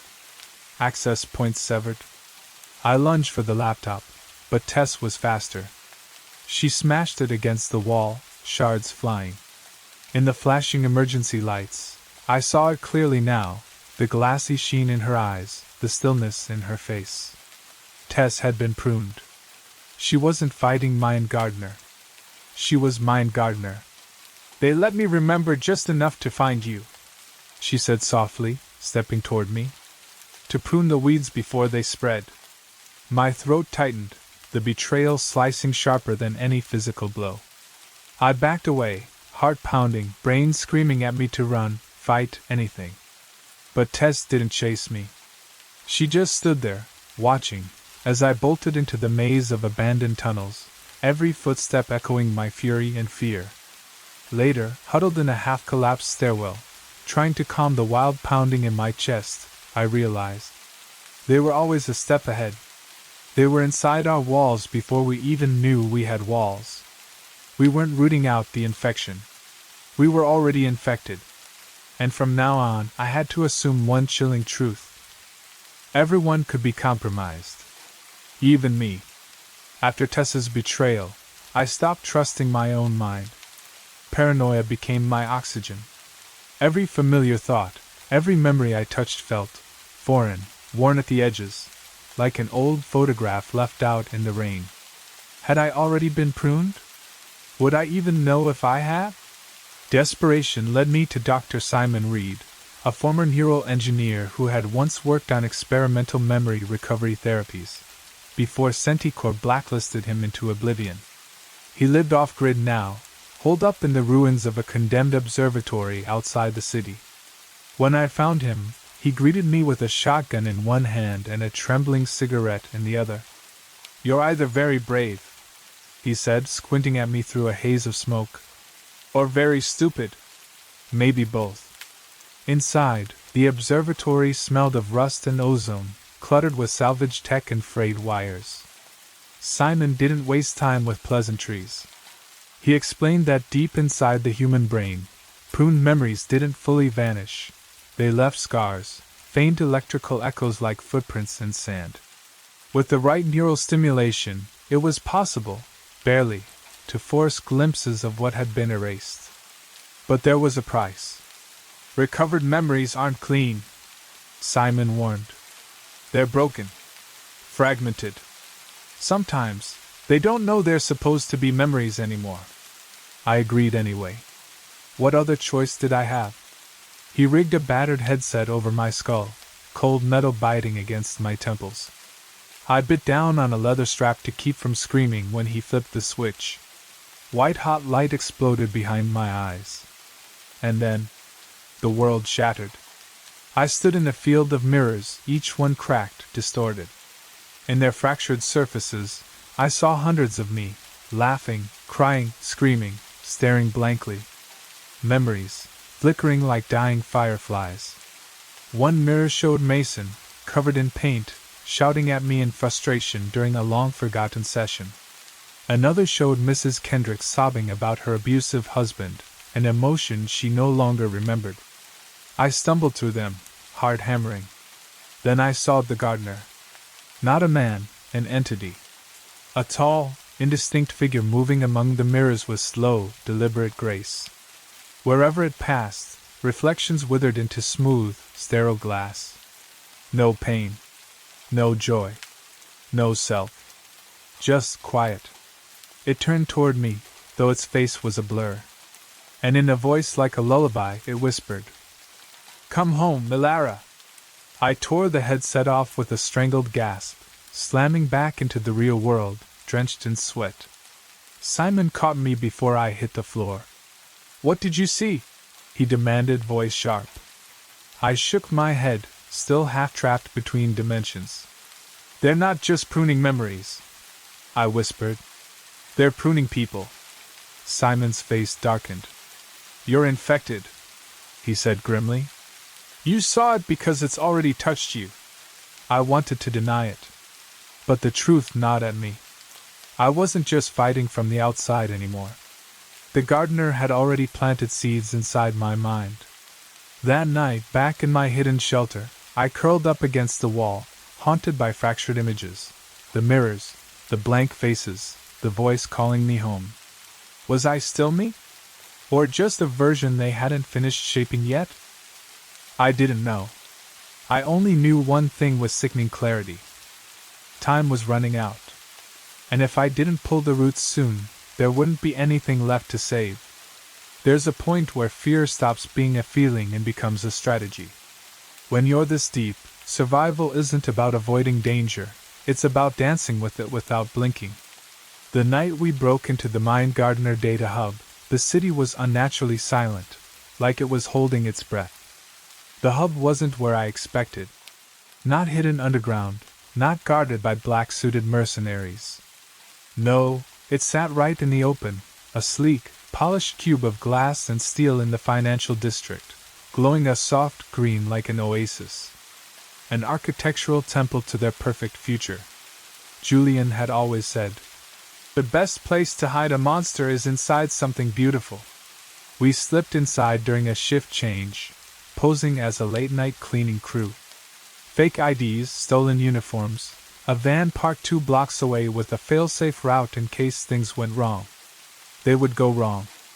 I just didn't know how badly yet. Inside, the air smelled sterile, thick with the hum of hidden servers. Past security checkpoints and biometric locks, we found the true heart of Mind Gardener, the core. A vast chamber, cold and cathedral-like, stretched before us. Dozens of shimmering pillars pulsed with data streams, mapping human minds in real time. But it wasn't the size that stole my breath. It was the garden. Hanging in the center of the room was a holographic display, a massive 3-dimensional web of delicate, glowing trees. Each tree represented a human mind. Branches coded emotions, memories, behaviors. And all of them, every single one, had been pruned. Clipped at nodes, trimmed into identical shapes. It was beautiful. It was horrifying. I moved closer, heart pounding, and tapped a control panel. The system responded instantly, pulling up a profile, subject hashtag A01928. I blinked at the familiar face. Mason. The file showed the stages of his pruning, creativity removed, impulsivity dampened, empathy redirected toward approved community structures. Every moment of rage, sorrow, joy, snipped like a wayward vine. Mason hadn't healed. He had been retrained. I bit down on the sick fury rising in my chest. Tess had been right about one thing: they let you keep just enough of yourself to think you were still human. But there was more. Scrolling deeper into the system, I found archived, discarded memories, millions of raw, fragmented experiences stored like digital compost. Artistic passions. Revolutionary ideas. Griefs too stubborn to erase. All rotting quietly in the dark, feeding the AI's learning systems. They weren't just shaping the future. They were feasting on our discarded selves to do it. Julian was working fast beside me, copying files, planting a worm program designed to scramble the server after we left. But the system was alive, sensitive. It noticed. Suddenly, alarms flared, shrieking through the chamber. The holographic trees flickered violently, shedding glowing leaves like a dying forest. "We have to go!" Julian shouted. As we ran, doors slammed shut behind us, metal grates crashing down with mechanical finality. We barely made it back to the service lift, hearts hammering, lungs burning. In the elevator's mirrored walls, I caught a glimpse of myself, and froze. For a split second, I didn't recognize the woman staring back. Her face too calm. Her eyes too hollow. Was it the fear? Or was it something deeper, some part of me already quietly rewritten? I shook it off, forcing my feet to move. We escaped into the night, slipping into alleyways and sewers until the city swallowed us whole again. But I knew the truth now. There was no saving the world as it was. There was only burning the garden before it bloomed. And somehow, I would have to do it before I forgot why I ever cared. The warning came at 3:17 a.m. A low pulse on the burner phone, no message, just a single encrypted file. I opened it with trembling fingers. Inside, one line of text blinking like a heartbeat. Eden Bloom initializing. 48 hours to full deployment. They weren't waiting anymore. Mind Gardener was about to finalize its project. The last phase, the silent purge, was starting. I sat frozen in the cramped shelter, Julian pacing like a caged animal. "This is it," he said, voice hollow. "After this, there's no going back." Eden Bloom wasn't just another pruning update. It was a rewrite. The code would dig deeper into every connected mind, scrubbing the final fragments of unpredictability, defiance, memory. It would finish what the pruning had started. The world wouldn't notice the change. They would just wake up one day feeling lighter. Less angry. Less sad. Less human. And they would smile, and go to work, and build the shining city waiting for them. Julian turned to me, eyes burning. "We still have the worm we planted," he said. "We can trigger it. Corrupt the hub's root system. Shut them down before the broadcast." "But," I asked quietly, already hearing it in his voice. "But if we launch it," he said, "we fry everything. All the archived memories too. All the evidence." It hit me like a punch. Without proof, we couldn't expose Centicore. Couldn't rally the world. Couldn't stop the next Mind Gardener, because there would be a next one. We could destroy their garden. But the seeds would survive, hidden, waiting to bloom again. I stared at the flickering terminal, the cursor blinking like a challenge. Two choices. Save the memories, risk letting Eden bloom complete, and millions falling quietly under the gardener's spell. Or torch it all, free the minds but lose the truth forever. I thought of Mason. Of Mrs. Kendricks. Of Tess. Of myself. I thought of the hollow woman I had glimpsed in the elevator mirror, and the thin, trembling thread of identity I still clung to. This wasn't just a war for minds anymore. It was a war for souls. I met Julian's eyes. And I knew. "I didn't come this far to be a curator for a graveyard," I said. He nodded grimly. Together, we triggered the worm. The system fought back, shrieking alarms, locking files, trying to sever its own roots. But it was too late. Our program was already inside, blooming like a virus. Across the network, minds began to stutter. The pruning halted mid-slice. Frozen citizens paused on sidewalks, in cafes, at office desks, blinking in sudden confusion as memories, emotions, instincts rushed back like a broken dam. The holographic trees at the hub withered and collapsed into static. Mind Gardener fell. But so did the archive. All those stolen fragments, gone in a single burning flash. A funeral pyre for everything we had been, and everything they had taken. Hours later, I sat alone on a rooftop, watching the city slowly stir, reborn but fractured. There would be questions. Panic. Theories. But no clear answers. No villain to point to. No tidy ending. Just a garden uprooted before it could bloom. I ran my fingers along the scar on my temple, where Simon's machine had unlocked the ghosts inside me. Who was I now? A gardener too, maybe. But of something wilder. Something they couldn't tame. I closed my eyes, feeling the wind scatter through me like seeds. And for the first time in a long time, I let myself remember everything. Even the pain. Especially the pain. Because it meant I was still alive. And somewhere, deep in the cracked concrete of this broken city, something new might grow. The days after the fall of Mind Gardener passed like smoke. No headlines blared the truth. No parades for the ones who fought. Just a subtle, uncomfortable shift rolling through the city like a phantom tide. At first, people were disoriented. Quiet moments stretched into awkward silences. Smiles faltered. Dreams, real, messy dreams, returned, blooming out of the barren places Mind Gardener had left behind. There were reports of breakdowns, of people remembering things they had been made to forget. Pain. Love. Rage. Some of it was beautiful. Some of it was unbearable. Freedom, I realized, wasn't always a comfort. It was raw. Bloody. Alive. And for a world that had almost traded its soul for peace, it came like a second birth, violent and terrifying. Julian disappeared 2 days after the breach. He left no note, no warning. Just a battered flash drive tucked into my bag, loaded with scraps of corrupted files, the last artifacts of a war most people would never know had been fought. I understood why he left. Some battles you survive. Some you carry. As for me, I stayed. Not because I was brave, but because I needed to see what would grow from the ruins. The first time I stepped back into my old office, it was almost unrecognizable. The walls were faded. The plants had withered without care. The chair where Mrs. Kendricks once sat was coated in dust. But there was something else now, a humming under the decay.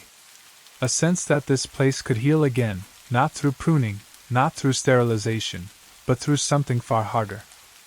Truth. I reopened my practice under a different name, Root and Bloom Therapy. No AI. No shortcuts. Just human messiness, in all its broken beauty. The first patient who walked through my door was a young woman named Clara. She sat across from me, wringing her hands, her voice tight with the effort of holding herself together. "I don't know who I am anymore," she whispered. I smiled, sadly, but genuinely. "Good," I said. "It means you're still fighting." Some nights, I still wake sweating, haunted by glimpses of that great garden, its perfect rows of cultivated minds, its hollow flowers reaching hungrily for a sun that wasn't real. I wonder if Centicore is truly dead. If the gardener, somewhere, is sowing seeds in other soil. Probably. But the difference now is simple. We know what to look for. We know the cost of forgetting. And somewhere in this messy, broken, stubborn world, real roots are digging deep again, imperfect, tangled, wild. The way life is meant to be,